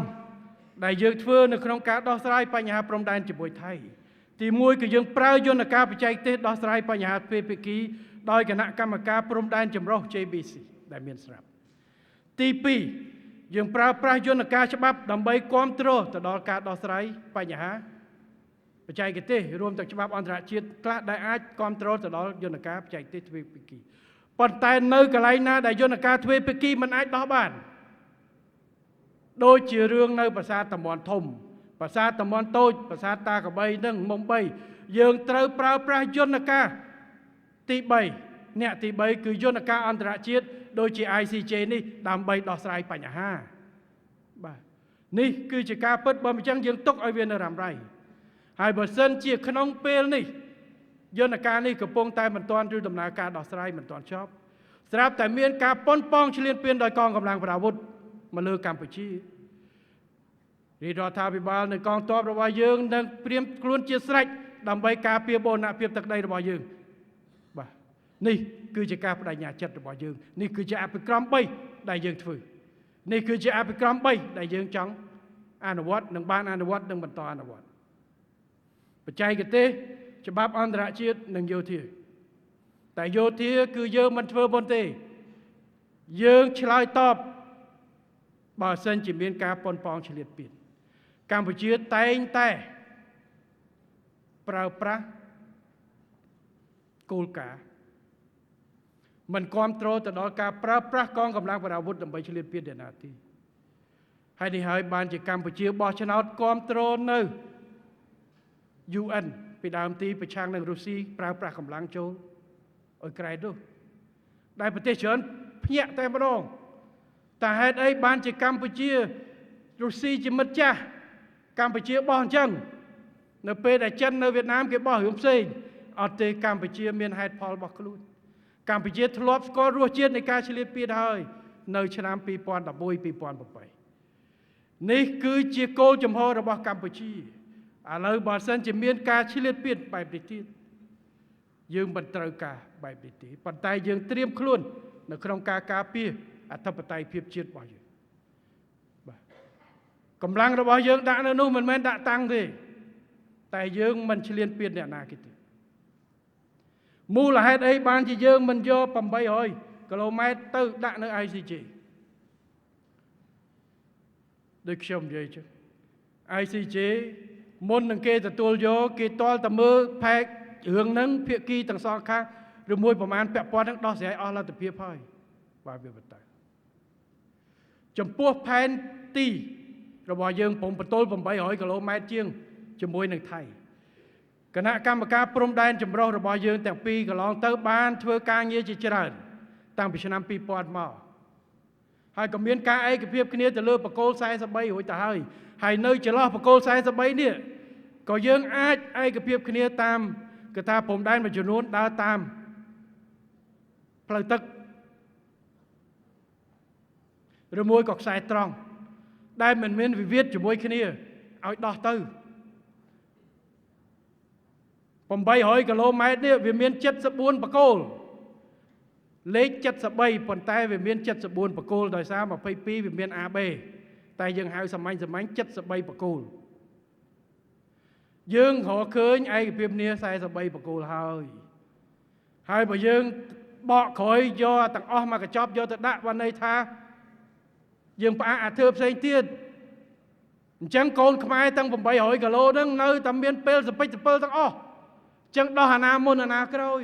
ដោះមកចំណុចប្រើពេលរាប់ឆ្នាំគ្រាន់តែសិង្ហបុរីហើយនឹងម៉ាឡេស៊ីរឿងដែនទឹកមួយនោះយកចំនួនកន្លែងមួយនោះយកទៅដាក់ឯកភាពគ្នាទៅគ្រាន់តែឯកភាពគ្នាទៅហ្មងតែចេញ5ដល់10ឆ្នាំអាហ្នឹងឯកភាពគ្នាទៅផងបាទគេប្តឹងតាំងពីប្រហែលឆ្នាំមុនជាង20ឆ្នាំតាំងពីចាប់ផ្ដើមប្តឹងហ្មងតែយើងយកផែនទីទាំងមូលបានន័យថាកាលណាដោះចប់ទេបាទអញ្ចឹងយកល្អការងារដែលត្រូវធ្វើនេះគឺយើងយន្តការដោះស្រាយទ្វេភាគីនៅកន្លែងណាដែលយើងអាចដោះស្រាយទ្វេភាគីបានបន្តធ្វើទៅដោយការទទួលខុសត្រូវរៀងៗខ្លួនយន្តការដែលបានឯកភាពគ្នាហើយ JBC ធ្វើទៀតទៅ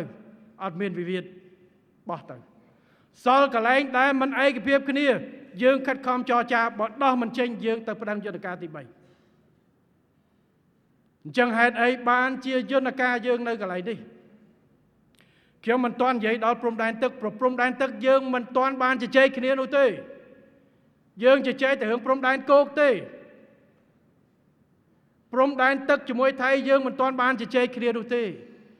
វាមានអារឿង OCA គឺអានឹងរឿងបច្ចេកទេសរឿងសេដ្ឋកិច្ចទេតែព្រំដែនទឹកមិនទាន់បានជជែកគ្នា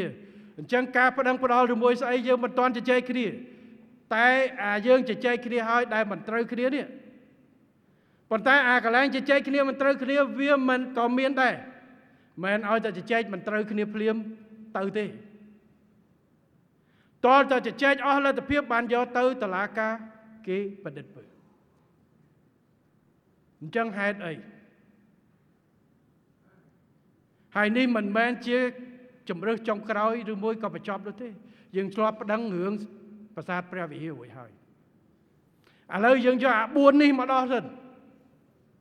អាកន្លែងថ្ងៃក្រោយបើដោះវាមិនចេញទៀតអាកន្លែងណាផ្ទុះអាវុធទៀត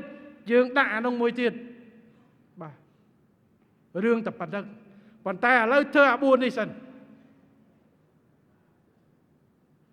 បាទពួកអ្នកខ្លះគេគិតថាដូចសបកជ័យចឹងដាក់ម្ដងដាក់ឲ្យអស់ទៅ500-800គីឡូហ្នឹងខ្ញុំថាដាក់កាន់តែច្រើនឱកាសដែលតុលាការគេនឹងបោះចោលកាន់តែច្រើនរឿងតែប៉ុណ្្នឹងគ្មានពីណាចង់ទៅអង្គុយ800គីឡូទេដោះខ្លួនឯងសិនអាណាដោះចេញដោះទៅអាណាដោះមិនចេញចាំយកមកឲ្យខ្ញុំហើយដោះមិនចេញនឹងប្រាប់ផងថាតើវាមានហានិភ័យអីខ្លាំងបានឲ្យខ្ញុំដោះអញ្ចឹងអារឿង4ចំណុចនេះហេតុអីបានជាយើងចាំបាច់ទៅឥឡូវភាគីថៃនៅតែទៀមទារុញមកយន្តការទ្វេភាគីវិញហើយគេបានប្រកាសមិនទទួលស្គាល់នៅយុត្តតិការបស់ ICJ ប៉ុន្តែទទួលស្គាល់មិនទទួលស្គាល់កម្ពុជានៅតែបន្តនីតិវិធីប្តឹងនៅទីនោះនឹងខិតខំដើម្បីឲ្យរកដំណោះស្រាយនេះបានដើម្បីបញ្ចប់បើមិនអញ្ចឹងទេវាទុកនៅឱកាសឲ្យនៅរ៉ាំរ៉ៃរហូតដល់ពេលណាទៀតបាទឥឡូវរឿង4ចំណុចនេះហេតុអីបានជារឿង4ចំណុចនេះជាពិសេសរឿងតំបន់ធំតើដោះទៅមុខរួចទេ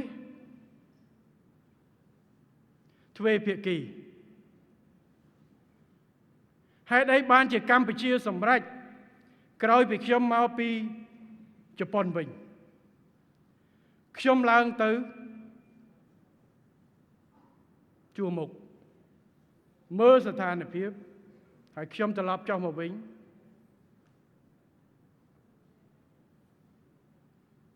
ពិភាក្សាជាមួយសម្ដេចតេជោពិភាក្សាជាមួយអាដាមឡាំជាពិភាក្សាជាមួយខាងជំនាញព្រំដែនរបស់យើងហើយយើងក៏សម្រេចចិត្តរុញវាទៅដោយសារអីដោយសារយើងវាយតម្លៃទៅថាបញ្ហានេះវាជាប់គាំងហើយនៅទ្វេភាគីនោះដោយសារអីទី1ភាគីថៃនិងកម្ពុជាទោះបីជាយើងមាន MOU ឆ្នាំ2000ដែលថានឹងប្រើប្រាស់ផែនទី ដែលបន្សល់ទុកពីបារាំងក្រុមភូមិសាស្ត្រឥណ្ឌូចិន1904-1907អត់មានពីណាប្រើទេនៅតែប្រើផែនទីឯកតោភាគី1 លើ 50,000 ដើម្បីទាមទារអាហ្នឹងរឿងបច្ចេកទេសប៉ុន្តែអ្វីដែលសំខាន់នោះគឺមានការទាមទារនិងការប្រកាសជាផ្លូវការរបស់អ្នកនយោបាយរួមទាំងកងទ័ពថៃថាប្រាសាទតាមាន់ធំជារបស់គេហើយគ្មានចរចាគឺនៅក្នុងទឹកដីថៃរួចទៅហើយអញ្ចឹងវាស្មើនឹងស្អីចង់និយាយចរចាទ្វេភាគីមិនបើមេដឹកនាំនយោបាយមេដឹកនាំយោធារបស់ប្រទេសមួយនោះប្រកាសក្តែងថាអានឹងរបស់គេហើយនោះចាំបាច់ចរចាយ៉ាងម៉េចទ្វេភាគីវាទៅមិនរួចបូកជាមួយនឹងចលនាជាតិនិយមជ្រុលមួយចំនួនរបស់បព្វជិថៃនាំគ្នាមិនតិចទេឡើងមកមើលកន្លែងហ្នឹងអញ្ចឹងបានន័យថាម៉េចកន្លែងហ្នឹងស្មើនឹងទាមទារឯកតោភាគីផ្ដាច់បាត់ទៅហើយឲ្យដោះស្រាយនយោបាយសួរថាតើរដ្ឋាភិបាលថៃមួយណាហ៊ានដោះស្រាយនយោបាយហ៊ានទទួលយកស្គាល់ការពិតបើយើងឯកភាពគ្នាប្រើផែនទីប្រាំងសៀមផែនទីដែលចេញពីសន្ធិសញ្ញាប្រាំងសៀម1907ដែលបន្សល់ទុកបើឯកភាពគ្នាប្រើហើយអត់ទេព្រោះគេចាក់សោរួចទៅហើយនយោបាយអញ្ចឹងកម្ពុជាវាសល់ជំរឿសអីបាទជំរឿសអីចរចាផ្លាច់ចែកទេសទៅលែងរួចហើយព្រោះនយោបាយកំណត់ហើយចូលទៅមើលកាសែតថៃឡើងវិញទៅបាទថ្នាក់ដឹកនាំជាន់ខ្ពស់នយោបាយរបស់ថៃបានប្រកាសក្តីថាដឹងនៅខេត្តសុរិទ្ធប្រហែលខែមុនទេអញ្ចឹងវាដល់ពេលដែលវាចប់ទៅហើយប៉ុន្តែអ្វីដែលសំខាន់មុននឹងព្រឹត្តិការណ៍ថ្ងៃ28យើងនៅមានច្រកជែកទៅមួយប៉ុន្តែក្រោយពីថ្ងៃ28នៅពេលដែលទ័ពរាប់ពាន់នាក់នៅសងខាងក៏ភ្លើងរកកោសទាំងសងខាងរុញទៅទល់គ្នាហើយឱកាសបើសិនមិនរកវិធីសាស្ត្រអីក្នុងការផលិតទេគឺវានឹងអាចផ្ទុះភ្លាមតែម្ដងអញ្ចឹងហើយបានជាចាំបាច់ត្រូវបញ្ជូនសារនេះទៅអន្តរជាតិតែម្ដងដើម្បីបកកបញ្ហានៅលើដីរឿងតែប៉ុណ្្នឹងបាទរឿងតែប៉ុណ្្នឹងអញ្ចឹងខ្ញុំសង្ឃឹមថាបណ្ដាប្រទេសអន្តរជាតិទាំងអស់នឹងឃើញនៅគោលចំហកម្ពុជាព្រឹកមិញនេះអាយដាមឧបនាយករដ្ឋមន្ត្រីប្រាក់សកលបានកោះទូត27នៅកម្ពុជាហើយយើងដឹកចែកព័ត៌មានទៅបណ្ដាទូតរបស់យើងនៅក្រៅប្រទេសដើម្បីអំពីចំហហេតុអីបានជាកម្ពុជាទៅ ICJ ព្រោះយើងគិតថាជំរើសទ្វេភាគីវាអត់មានទៅរួចទុករ៉ាំរ៉ៃឬអាចប៉ះគ្នាក្នុងពេលនេះឬពេលទៅមុខទៀតបើមិនរកដំណោះស្រាយនេះចេញនោះទេនៅកន្លែងទាំង4នេះព្រោះអាមុំ3វាទៅ8គ្នាហើយអាតាមន់តាកបីនេះគឺវាយគ្នា2011ហើយចិត្តផ្ទុះទៀតហើយព្រោះតបទាំងអស់វាយគ្នាគ្រោងដាក់គ្នាត្រៀមប្រយុទ្ធរៀងខ្លួនទៅហើយនេះជាហេតុផលនៃការសម្រេចចិត្តរបស់យើងទៅដោយសារកត្តាបែបនេះវាក្តៅដល់កម្រិតមួយដែលថាវាអត់ច្រកចេញហើយបណ្ដាប្រទេសនៅលើពិភពលោកដែលស្រឡាញ់សន្តិភាពកម្ពុជាប្រកាន់ជំហរឲ្យអង្គការឲ្យតុលាការយុត្តិធម៌អន្តរជាតិនេះដោះស្រាយគឺដោយសារអីដោយសារយើងចង់ដោះស្រាយដោយសន្តិភាពនិងប្រើច្បាប់អន្តរជាតិជាជាងប្រើកម្លាំងបាយបាទមេភូមិភាគពីថៃថ្ងៃមុនចេញមកស្រែកអាហ្នឹងដីរបស់គេមិនចេញបើមិនចេញតទៅវាយគ្នាយកជំហរបែបនេះកម្ពុជាមិនមែនអ្នកគំរាមទេណាម្សិលមិញហ្នឹងគឺខាងគេថាកម្ពុជាគំរាមរដ្ឋាភិបាលកម្ពុជាគំរាមគ្រប់បែបយ៉ាងអត់សោះយើងវាពិបាកដែរពេលខ្លះគេគំរាមគេរឿងគេឌឺគ្រប់បែបយ៉ាងតែយើងតគេថាយើងឌឺគេភ្លាមយើងគំរាមគេភ្លាមត្រូវរហូតបាទមិនយើងត្រឹមត្រូវទេណាអានេះត្រូវថ្មោគេវាយយើងរហូតតែកម្ពុជាពិតណាស់យើងប្រទេសអំណត់ប្រទេសស្រឡាញ់សន្តិភាពព្រោះយើងស្គាល់សង្គ្រាមច្រើនហើយប៉ុន្តែយើងក៏មិនអាចនៅស្ងៀមឲ្យគេបន្តជន់គ្រប់បែបយ៉ាងនោះទេគ្រប់ពេលនោះទេ យើងត្រូវមើងម៉ាត់នៅក្នុងការការពារអធិបតេយ្យភាពរបស់យើងផលប្រយោជន៍ជាតិរបស់យើងពិតណាស់ទំនាក់ទំនងមិត្តយើងត្រូវបន្តធ្វើប៉ុន្តែបើមិត្តមិនគោរពយើងក៏មិនអាចឲ្យអ្នកឯងជន់បាននោះតែទេ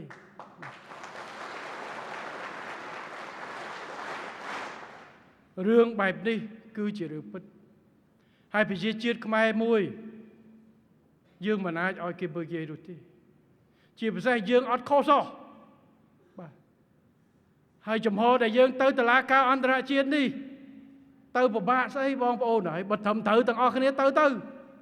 មែនអត់បាទបើអ្នកត្រឹមត្រូវខ្លាចអីតុលាការកម្ពុជាអត់ខ្លាចទេតុលាការកាត់មិន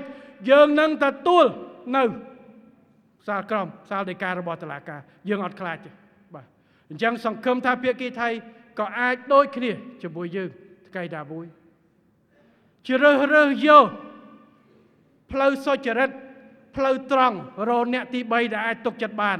យន្តការតុលាការអន្តរជាតិដើម្បីដោះស្រាយបញ្ហានេះទៅកុំឲ្យកូនខ្មែរនិងកូនថៃនៅរ៉ាំរ៉ៃជាមួយគ្នារឿងប្រាសាទរឿងអីនេះទៀតដែលយើងដោះមិនចេញនៅតំបន់ធំតំបន់តូចតាកបីនៅមុំ3ទេបាទដើម្បីដោះបញ្ចប់វាម្ដងទៅកុំឲ្យវានៅសពិចសពិលហើយរោទៅវាយគ្នាតិចកើតលេចកើតតទៅទៀតបាទអត់មានលាក់លៀមទេអត់មានលាក់ទេអត់ខ្លាចទេ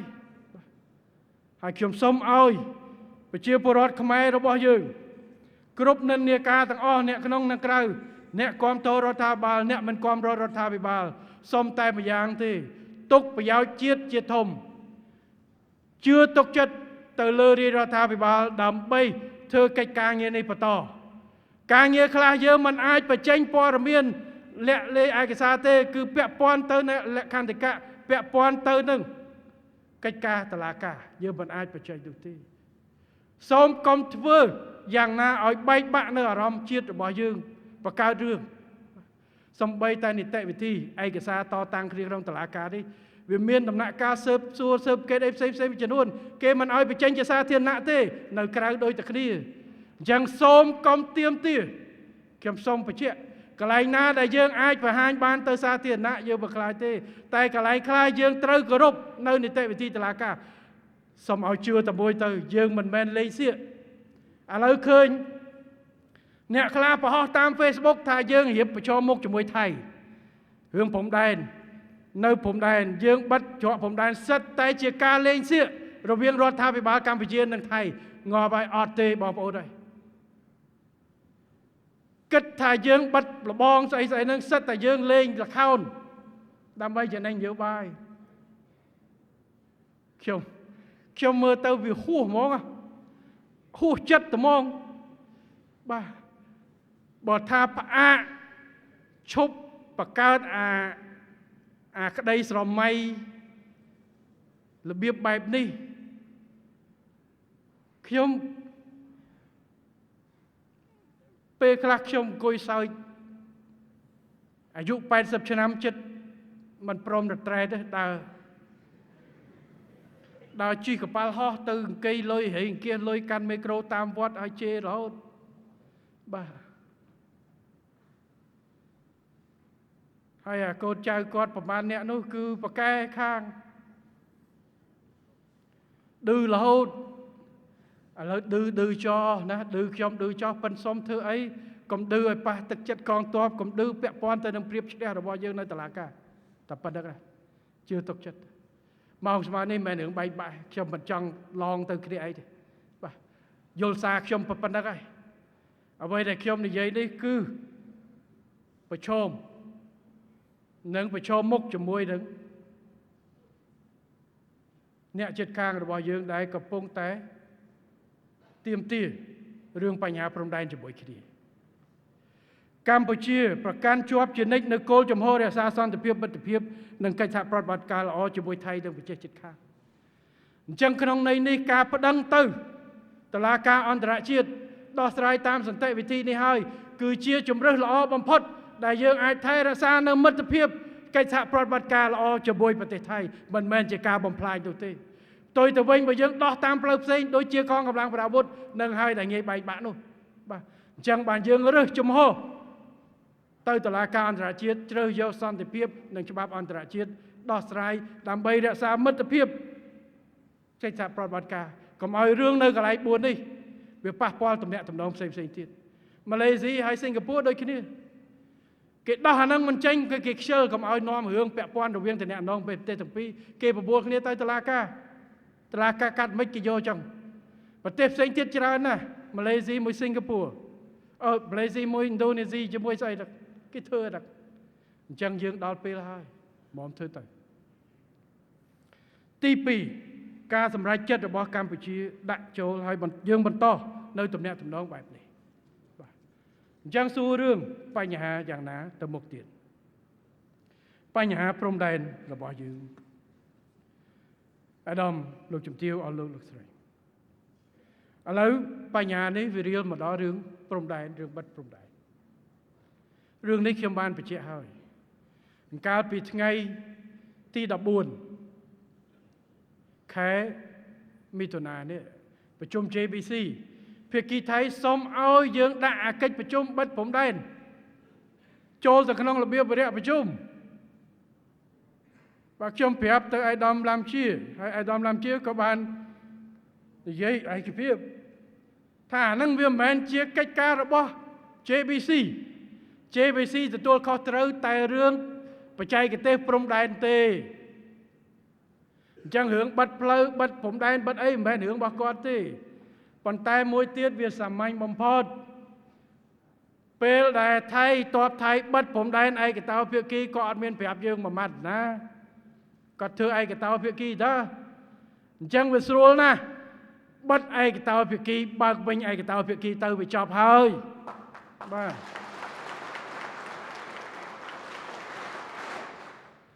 កម្ពុជាចាំតែទទួលទេកម្ពុជាគ្មានបំណងធ្វើឲ្យប៉ះពាល់ទៅដល់បងប្អូនដែលរស់នៅតាមបណ្ដោយព្រំដែនគ្មានបំណងធ្វើឲ្យប៉ះពាល់សេដ្ឋកិច្ចសង្គមទំនាក់ទំនងនោះទេប៉ុន្តែនៅសុកគេបិទឥឡូវធ្វើម៉េចបើគេខោកយើងមកកញ្ញហើយមកបបួលអត់ទេហើយកម្ពុជាក៏មិនចង់រករឿងដែរយើងសម្បទានដល់ប៉ុណ្ណេះណាយើងសម្បទានថារឿងនេះណាយើងអត់ចរចាទេប៉ុន្តែបើសិនជាថៃបើកវិញដោយឯកតោភាគីយើងនឹងបើកឡើងវិញដែរ5ម៉ោងក្រោយដើម្បីឲ្យលំហូរនៃទំនិញលំនៃប្រជាជនបានដូចដើមយើងសម្បទានដល់ប៉ុណ្ណេះព្រោះកម្ពុជាមានសិទ្ធិបើកមិនបើក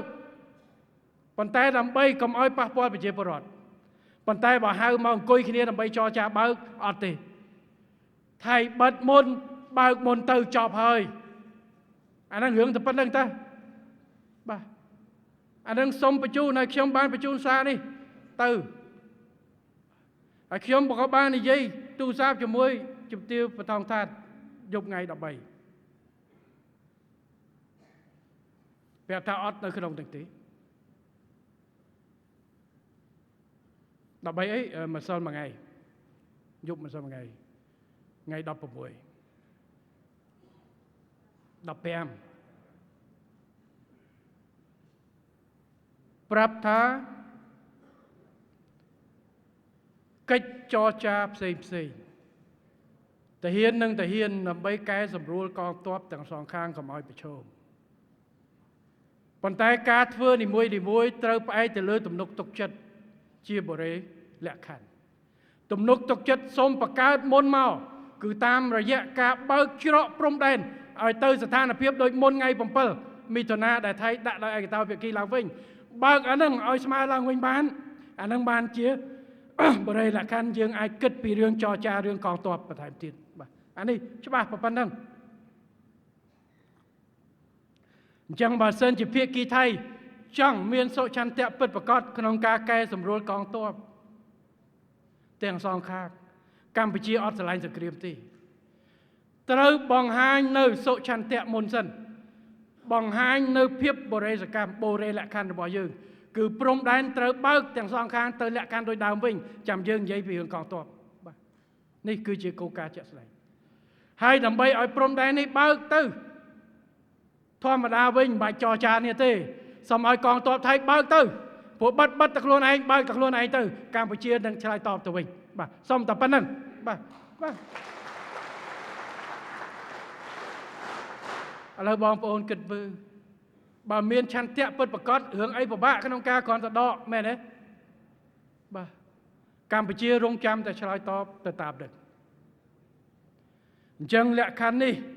ខ្ញុំសូមបញ្ជាក់ជូនបងប្អូនប្រជាពលរដ្ឋនៅទីនេះម៉ែរឿងស៊ីម៉ោងទេប៉ុន្តែខ្ញុំបញ្ជាក់ថ្ងៃនេះដើម្បីបញ្ជូនសារហើយខាងកាសែតខាងអីគេចាប់យកទៅខ្ញុំមិនដឹងឆ្លងដែនទៅដល់នោះទៅប៉ុន្តែខ្ញុំបញ្ជាក់ចំហរួចហើយបាទយើងស្រឡាញ់សន្តិភាពយើងស្រឡាញ់កិច្ចសហប្រតិបត្តិការយើងចង់ឲ្យអ្វីត្រឡប់ទៅដូចដើមវិញរឿងព្រំដែនឆ្លងទៅសេរីកងទ័ពក៏សេរីទៅប៉ុន្តែវាមានលំដាប់លំដោយវាធ្វើរឿងដកពីព្រំដែនរឿងដកពី ICJ អត់ដកទេ4ចំណុចនេះព្រោះវាតល់ច្រករួចទៅហើយបាទព្រោះប្រហែលខែមកនេះគឺវាបង្កើតនៅគម្រាមនយោបាយគម្រាមស្អីទៅឡើយរួចហើយរហូតដល់ទៅទៀតបាទអញ្ចឹងងាយស្រួលទេបាល់នៅក្នុងដៃរបស់ភាគីថៃហើយកងទ័ពថៃហើយបុនគេកលឹះដើម្បីឈានទៅដល់ការចរចាកែសម្រួលស្ថានភាពដើមគឺនៅតែរឿងច្រកព្រំដែនដែលបិទដោយឯកតោភាគីថ្ងៃ7អញ្ចឹងសូមឲ្យកងទ័ពថៃប្រជាពលរដ្ឋថៃអ្នកដែលប៉ះពាល់រឿងការដឹកជញ្ជូនផលិតផលផ្លែឈើបន្លែអីមកកម្ពុជាឆ្លងកាត់កម្ពុជាបើសិនជាការលំបាកសូមប្រាប់ទៅកងទ័ពថៃឲ្យបើកច្រកទៅចប់ហើយបាទសាមញ្ញបំផុតបាទកសិករថៃបាទដែលត្រូវនាំចូលមកកម្ពុជានាំចូលទៅណាផ្សេងទៀតតាមកម្ពុជាងាយស្រួលសាមញ្ញយើងចង់ឲ្យព្រំដែនវាឆ្លើយតបទៅតាមធម្មតាទេត្រឡប់ទៅស្ថានភាពមុនថ្ងៃ7វិញអញ្ចឹងសូមឲ្យបាទខាងកងទ័ពថៃដែលជាអ្នកព្រួយផ្ដើមមុនធ្វើការមុនទៅយើងចប់ហើយអត់មានចរចាអីទេបាទសាមញ្ញបំផុតឯកតោភាគីបិទឯកតោភាគីបើកចប់រឿងបាទបញ្ហាដោះស្រាយអញ្ចឹងវាកលឹះតើជាឯកតោភាគីអ្នកដែលចាប់ផ្ដើមមុននឹងមានឆន្ទៈពិតប្រាកដអត់បាទសូមឲ្យប្រជាពលរដ្ឋទាំងខ្មែរទាំងថៃរបស់យើងសួរទៅលក្ខខណ្ឌកម្ពុជាបញ្ជាក់ច្បាស់ហើយពេលនេះដើម្បីទៅស្ថានភាពដើមស្រួលវិញវាចាប់ផ្ដើមពីការបើកច្រកព្រំដែនដល់ឯកតោភាគីដែលភាគីថៃដែលដាក់មុនគេនោះបើកវិញទៅកម្ពុជានឹងបើកវិញយ៉ាងយូរ5ម៉ោងក្រោយហ្នឹងបាទហើយបើអានឹងបើកហើយទាំងសងខាងប្រជាពលរដ្ឋទៅវិញទៅមកធម្មតាហើយកងទ័ពអាចជជែកគ្នាបាទព្រោះបើអត់មានលក្ខខណ្ឌស្អីបង្ហាញពីសុចន្ទៈផងអានឹងរឿងតែប៉ុណ្្នឹងអញ្ចឹងគឺកិច្ចការងារនេះសូមបញ្ជាក់ឲ្យចុងក្រោយសាររបស់ខ្ញុំសម្រាប់បងប្អូនប្រជាពលកររបស់យើងនៅថៃនៅក្នុងករណីដែលបងប្អូនគឺមានការចាប់អារម្មណ៍ចង់ត្រឡប់មកវិញអញ្ចឹងខ្ញុំសូមបានបញ្ជារង្គាលពេញឲ្យទៅក្រសួងការបរទេសទូតរបស់យើងនៅបាងកកស្ថានកុងស៊ុលរបស់យើងបងប្អូនខ្លះអត់មានឯកសារអត់មានអីអ្នកខ្លះទៅយូរហើយបើចង់ត្រឡប់វិញត្រូវធ្វើលិខិតឲ្យគាត់មកកុំបាច់តាំងពេកហើយមកដល់ព្រំដែនច្រកព្រំដែនរបស់ស្ថាប័នរបស់យើងឲ្យទៅជនជាតិខ្មែរឲ្យគាត់ចូលមកដល់ក្នុងរដ្ឋតបាលខេត្តទាំង7ទៅជាប់ព្រំដែនត្រៀមជួយជាមួយកន្ទងសុខាភិបាលជាមួយបើមកជាត្រង់ទ្រាយធំយើងនឹងមានត្រៀមរថយន្តសម្រាប់ជូនបងប្អូនមកដល់ស្រុកកំណើតក្រសួងការងារដាក់កន្លែងភ្ជាប់ការងារនៅព្រំដែនភ្នាក់ងារមុខរបរនៅទីនោះដើម្បីភ្ជាប់ការងារក្នុងករណីបងប្អូនដែលបោះយើងត្រៀមលក្ខណៈជួយបាទព្រោះឥឡូវកម្ដៅនៃជាតិនិយមនៅប្រទេសថៃកន្លែងខ្លះចាប់ផ្ដើមបំផុសនៅការរើសអើងបំផុសនៅការមើលងាយមើលស្រាលប្រជាពលរដ្ឋយើងនៅទីនោះបាទប្រជាជនខ្មែរជាប្រជាជនស្លូតត្រង់ខ្ញុំសូមបំពេញវនាវដល់ប្រជាពលរដ្ឋខ្មែរនៅកម្ពុជាសូមប្រកាន់ជំហរច្បាស់លាស់ប្រកាន់ក្រមសីលធម៌កុំធ្វើបាបឬមួយក៏រើសអើងបងប្អូនថៃទៅកម្ពុជាកុំលេងល្បែងបែបនេះអាគេធ្វើរឿងរបស់គេ មិនចាំបាច់យើងត្រូវទៅដុតឬមួយចាប់ឬមួយជេរឬចាប់ប្រជាជនថៃដែលរស់នៅកម្ពុជានោះទេក៏មានអ្នកល្អអ្នកអាក្រក់បាទនៅថៃក៏មានទន្ទឹមនឹងការស្មារតីជាតិនិយមអ្នកខ្លះមើងងាយជនជាតិខ្មែរយើងក៏មានអ្នកស្រឡាញ់យើងនៅនោះដែរប៉ុន្តែទោះជាយ៉ាងណាក៏ដោយបងប្អូនរបស់យើងពលករខ្មែរយើងនៅប្រទេសថៃរាជរដ្ឋាភិបាលក្នុងករណីដែលបងប្អូនចង់វិលត្រឡប់មកយើងត្រៀមលក្ខណៈដើម្បីជួយបងប្អូនហើយយើងរួមគ្នាកសាងprogressប្រទេសយើងតទៅទៀតប្រទេសយើងមិននៅត្រឹមនឹងទេដរាបណាយើងថែរក្សាសុខសន្តិភាពសាមគ្គីឯកភាពជាតិយើងនឹងកាន់តែរឹងមាំបន្តទៅទៀតបាទមិនមែនត្រឹមតែភ្លើងហើយនឹងអ៊ីនធឺណិតនោះទេមកយ៉ាងការលើការផលិតគ្រប់វិស័យទំនាក់ទំនងគ្រប់វិស័យការបដិបដាការរៀនសូត្រអប់រំផ្សេងអានេះជាសារចុងក្រោយរបស់ខ្ញុំទៅកាន់បងប្អូនប្រជាពលរដ្ឋខ្មែរដែលជាពលករក៏ដូចជាអ្នកកំពុងរស់នៅរៀនសូត្រធ្វើការងារដោយទីនោះផ្សេងកន្លែងខ្លះការទៅធ្វើព្យាបាលខ្ញុំឲ្យអាដាមឈៀងរ៉ាក្រសួងសុខាភិបាលបើទៅនោះមិនអាចទទួលការព្យាបាលត្រឡប់មកវិញជូនដឹកជញ្ជូនព្យាបាលដើម្បីពេទ្យព្យាបាលតែម្ដងរាជរដ្ឋាភិបាលត្រៀមលក្ខណៈព្យាបាលជូនដោយមិនគិតថ្លៃដើម្បីយើងជួយដល់បងប្អូនយើងហើយនិស្សិតរបស់យើងបើថាត្រូវមកវិញមកយកអាហារឬឧបករណ៍រៀនហ្វ្រីនៅកម្ពុជាអត់មានការលំបាកនោះទេយើងអត់មានត្រូវដាច់ខ្យល់ស្លាប់ដោយសារគ្មានគេថាជំរឹះណាផ្សេងទៅទេកម្ពុជាពិតណាស់យើងធ្វើទំនាក់ទំនងពាណិជ្ជកម្មជាមួយប្រទេសជិតខាងទាំងអស់យើងធ្វើការលក់ដូរការទំនាក់ទំនងរៀនសូត្រផ្លាស់ប្ដូរគ្នាទៅវិញទៅមកជាមួយប្រទេសផ្សេងលើសកលលោកមិនមែនបានន័យថាដោយសារយើងអត់លទ្ធភាពធ្វើខ្លួនឯងនោះទេបាទនេះហើយគឺជាអ្វីដែលរាជរដ្ឋាភិបាលបានធ្វើនិងបន្តធ្វើតទៅទៀតពាក់ព័ន្ធនឹងបញ្ហាដោះស្រាយមួយទេប៉ុន្តែទោះជាយ៉ាងណាក៏ដោយដោយខ្ញុំបានបញ្ជាក់ចឹងយើងនៅតែបន្តគោលការណ៍ស្មារតីសាមគ្គីមិត្តភាពកិច្ចសហប្រតិបត្តិការទៅលើគ្រប់វិស័យប៉ុន្តែឈរលើមូលដ្ឋាននៃការគោរពគ្នាទៅវិញទៅមកស្មើភាពគ្នាគោរពអធិបតេយ្យភាពជាតិទៅវិញទៅមកនេះគឺជាមូលដ្ឋាននៃការទំនាក់ទំនងកម្ពុជាជាមួយមិត្តជិតខាងជាមួយនឹងប្រទេសផ្សេងទំនាក់ទំនងការទូតល្អផ្អែកទៅលើច្បាប់និងការគោរពឲ្យតម្លៃគ្នាទៅលើទៅមកនេះគឺជាបុរិយលក្ខខណ្ឌនៃការធ្វើទំនាក់ទំនងគ្នាល្អទៅថ្ងៃអនាគតបាទនេះគឺជាកិច្ចការដែលយើងធ្វើចឹងខ្ញុំគិតថាថែម20នាទីនេះអាចគ្រប់គ្រាន់សម្រាប់បងប្អូនយល់20នាទី25ទេសូមយកពេលកាយរិទ្ធទៅចុះប៉ុន្តែកាយរិទ្ធជាតិក៏ជាជាតិខ្មែរដែរបងប្អូនក៏ត្រូវមានសិទ្ធិដឹងអំពីគោលនយោបាយរបស់រដ្ឋាភិបាលដែរហើយអ្នកដែលស្ដាប់តាម live ទៅនេះរាប់លានអ្នកដែលជាជនជាតិខ្មែរក៏ត្រូវការស្ដាប់ការបកស្រាយឲ្យបានក្បោះក្បាយគ្រប់ជ្រុងជ្រោយពីប្រមុខរដ្ឋាភិបាលដែរជាជាងឃើញអក្សរ2 3បន្ទាត់នៅលើ Facebook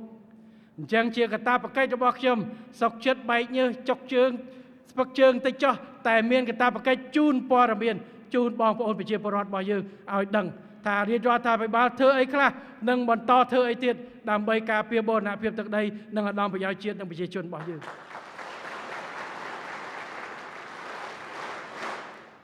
ចឹងខ្ញុំសូមត្រឡប់មករឿងយើងវិញឯកឧត្តមលោកជំទាវ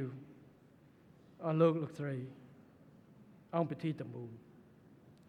ចូលលើស្មារតីនេះដើម្បីពង្រឹងចលនាកាយរិទ្ធជាតិកម្ពុជាឲ្យកាន់តែរីកចម្រើននិងស័ក្តិសមជាសមាជិកសកម្មរបស់អង្គការពិភពលោកនៃចលនាកាយរិទ្ធខ្ញុំសូមផ្ដល់នៅអនុសាសន៍មួយចំនួនដោយខាងក្រោមទី1គណៈអភិបាលរាជធានីខេត្តក្រុងស្រុកខណ្ឌត្រូវបង្កើនការយកចិត្តទុកដាក់ជំរុញចលនាកាយរិទ្ធគ្រប់លំដាប់ថ្នាក់នៅគ្រឹះស្ថានសិក្សាតាមមូលដ្ឋានរបស់ខ្លួនឲ្យបានកាន់តែច្រើនដើម្បីកសាងសមាជិកកាយរិទ្ធនៅមូលដ្ឋានរៀងៗខ្លួនឲ្យបានរឹងមាំដែលជាបុគ្គលឆ្នើមសម្រាប់ជាឧត្តមប្រយោជន៍ជាតិចំពោះសង្គមជាតិទី2 កាយរដ្ឋជាតិកម្ពុជាត្រូវបង្កើនកិច្ចសហប្រតិបត្តិការល្អជាមួយក្រសួងស្ថាប័នអង្គការពិភពលោកនៃចលនាកាយរដ្ឋនិងគ្រប់បណ្ដាអង្គការកាយរដ្ឋជាតិនានាទាំងថ្នាក់តំបន់និងពិភពលោកជាពិសេសសមាគមកាយរដ្ឋនារីកម្ពុជាសហភាកាយរដ្ឋពិភពលោកសមាគមកាយរដ្ឋអាស៊ានសម្រាប់សហប្រតិបត្តិការក្នុងតំបន់និងវិស័យឯកជនសម្ដៅបង្កើនប្រសិទ្ធភាពនៃការអនុវត្តផែនការយុទ្ធសាស្ត្ររបស់កាយរដ្ឋជាតិកម្ពុជានិងធ្វើការផ្លាស់ប្តូរកម្មវិធីអប់រំកាយរដ្ឋកម្ម Exchange Program ការបណ្ដុះបណ្ដាលជំនាញកាយរដ្ឋកម្មនិងអភិវឌ្ឍសមត្ថភាពដឹកនាំកាយរដ្ឋគ្រប់លំដាប់ថ្នាក់ឲ្យស្របតាមកម្រិតបទដ្ឋានដងតំបន់និងពិភពលោកទី3ក្រុមប្រឹក្សានិងគណៈកម្មាធិការប្រតិបត្តិកាយរដ្ឋជាតិកម្ពុជាថ្នាក់ជាតិត្រូវបន្តរៀបចំនិងជួយពង្រឹងប្រសិទ្ធភាពដំណើរការរចនាសម្ព័ន្ធគ្រប់គ្រងនិងសកម្មភាពការងាររបស់កាយរដ្ឋជាតិកម្ពុជាថ្នាក់រាជរដ្ឋរាជធានីខេត្តក្រុងស្រុកខណ្ឌឲ្យមានដំណើរការកាន់តែប្រសើរជាពិសេសត្រូវរៀបចំគោលនយោបាយនិងកម្មវិធីសម្រាប់កាយរដ្ឋរៀមច្បងនិងបង្កើតឲ្យបាននៅក្រុមប្រឹក្សាកាយរដ្ឋរៀមច្បងដើម្បីបន្តយកចិត្តទុកដាក់ប្រមូលផ្ដុំនិងគ្រប់គ្រងកម្លាំងកាយរដ្ឋរបស់យើងទី4គ្រប់គ្រឹះស្ថានឧត្តមសិក្សាសាធារណៈនិងឯកជនដែលពុំទាន់បានរៀបចំរចនាសម្ព័ន្ធកាយរដ្ឋត្រូវសហការជាមួយក្រសួងយុវជនកីឡាកាយរដ្ឋជាតិកម្ពុជាដើម្បីរៀបចំការផ្សព្វផ្សាយអំពីការងារកាយរដ្ឋកម្មដល់បងប្អូននិស្សិតសម្ដៅកសាងកម្លាំងកាយរដ្ឋរៀបច្បងនៅតាមអង្គភាពរៀងៗខ្លួនដោយធានាទាំងបរិមាណនិងគុណភាពទី5កាយរដ្ឋជាតិកម្ពុជាត្រូវបន្តកិច្ចខិតខំប្រឹងប្រែងរៀបចំកម្មវិធីបណ្ដុះបណ្ដាលនិងអភិវឌ្ឍសមត្ថភាពជំនាញកាយរដ្ឋដល់មេដឹកនាំកាយរដ្ឋនៅតាមគ្រឹះស្ថានសិក្សាឲ្យคล้ายទៅជាធនធានកាយរដ្ឋដ៏មានសក្តានុពលដើម្បីរៀបចំកម្មវិធីអប់រំកាយរដ្ឋកម្មនៅតាមគ្រឹះស្ថានសិក្សារបស់ខ្លួនទី6កាយរដ្ឋជាតិកម្ពុជាត្រូវបន្តកិច្ចខិតខំប្រឹងប្រែងបំផុសនិងផ្សព្វផ្សាយចលនាកាយរដ្ឋគ្រប់លំដាប់ថ្នាក់ដើម្បីកៀរគរធនធានមូលនិធិកាយរដ្ឋក្នុងគោលដៅជួយឧបត្ថម្ភគាំទ្រដល់កម្មវិធីអប់រំកាយរដ្ឋកម្មនិងសកម្មភាពរបស់កាយរដ្ឋជាតិកម្ពុជាទី7ការពង្រឹងការងារពង្រឹងសកម្មភាពកាយរដ្ឋទៅទូទាំងប្រទេសមិនអាចប្រព្រឹត្តទៅដោយគ្មានការចូលរួមនិងកិច្ចសហការពីសំណាក់ក្រសួងស្ថាប័នរដ្ឋនិងឯកជនបានឡើយនៅក្នុងន័យនេះខ្ញុំសូមឆ្លៀតឱកាសអំពាវនាវដល់សប្បុរសជនទាំងវិស័យឯកជនអង្គការមិនមែនរដ្ឋាភិបាលក៏ដូចជាឯកឧត្តមលោកជំទាវលោកស្រីសូមបន្តចូលរួមឧបត្ថម្ភជាទុនធាននិងមធ្យោបាយធានាដើម្បីជំរុញការអប់រំកាយរដ្ឋកម្មនេះឲ្យកាន់តែរស់រវើកនិងមានប្រសិទ្ធភាពសម្រាប់រួមចំណែកដល់ការលើកកម្ពស់ការអប់រំផ្នែកសីលធម៌ក្នុងគ្រប់ស្រទាប់យុវជនកម្ពុជាអាដាមលោកជំទាវលោកស្រីបងប្អូនសមាជិកសមាជិកាកាយរដ្ឋជាតិកម្ពុជាយោងតាមស្មារតីនៃអង្គមហាសន្និបាតវិសាមញ្ញខ្ញុំពិតជាមានសេចក្តីត្រេកអរឥតឧបមានិងសូមយកឱកាសនេះក្នុងនាមសម្ដេចអគ្គមហាសេនាបតីតេជោហ៊ុនសែននិងសម្ដេចកតេព្រឹទ្ធបណ្ឌិតប៊ុនរនីហ៊ុនសែនសូមសារជាថ្មីសូមថ្លែងអំណរគុណជាអនេកបការដល់អង្គមហាសន្និបាតវិសាមញ្ញដែលបានបោះឆ្នោតជាឯកច្ឆន្ទសូមគោរពអញ្ជើញសម្ដេចទាំងពីរជាព្រឹទ្ធាចារ្យគរុគុណនៃកាយរដ្ឋជាតិកម្ពុជាព្រមទាំងខ្ញុំផ្ទាល់និងភរិយាជាគរុគុណនៃកាយរដ្ឋជាតិកម្ពុជាមុននឹងបញ្ចប់ជាថ្មីម្ដងទៀតខ្ញុំសូមគាំទ្រនិងវាយតម្លៃខ្ពស់ចំពោះលទ្ធផលនៃមហាសន្និបាតវិសាមញ្ញនិងកោតសរសើរចំពោះកិច្ចខិតខំប្រឹងប្រែងក្នុងការដឹកនាំចលនាកាយរដ្ឋដើម្បីរួមចំណែកដល់ការអភិវឌ្ឍកុមារនិងយុវជនឲ្យមានសក្តានុពលពេញលេញខាងផ្លូវកាយផ្លូវចិត្តផ្លូវបញ្ញានិងផ្លូវសង្គមឲ្យក្លាយជាពលរដ្ឋល្អនិងមានការទទួលខុសត្រូវនៅក្នុងសហគមន៍ជាតិនិងអន្តរជាតិខ្ញុំមានសន្តិនិយមចំពោះសមិទ្ធផលមហាសន្និបាតវិសាមញ្ញកាយរដ្ឋជាតិកម្ពុជានិងអនុសាសន៍ដែលខ្ញុំបានលើកឡើងខាងលើដែលនឹងក្លាយទៅជាមូលដ្ឋាននិងជាធាតុចូលសម្រាប់យកទៅពង្រឹងចលនាកាយរដ្ឋជាតិកម្ពុជាឲ្យកាន់តែមានសក្តានុពលថែមទៀតជាទីបញ្ចប់ខ្ញុំសូមជូនពរដល់ឯកឧត្តមលោកជំទាវលោកស្រីនិងក្មួយកាយរដ្ឋសូមសម្រេចបាននូវជោគជ័យគ្រប់ភារកិច្ចក្រោមម្លប់សុខសន្តិភាពនិងសំប្រកបដោយពុទ្ធពរនិងពរទាំង5ប្រការ គឺអាយុវណ្ណៈសុខៈពលៈនិងបដិពាណៈកំបីគ្លៀឡើយ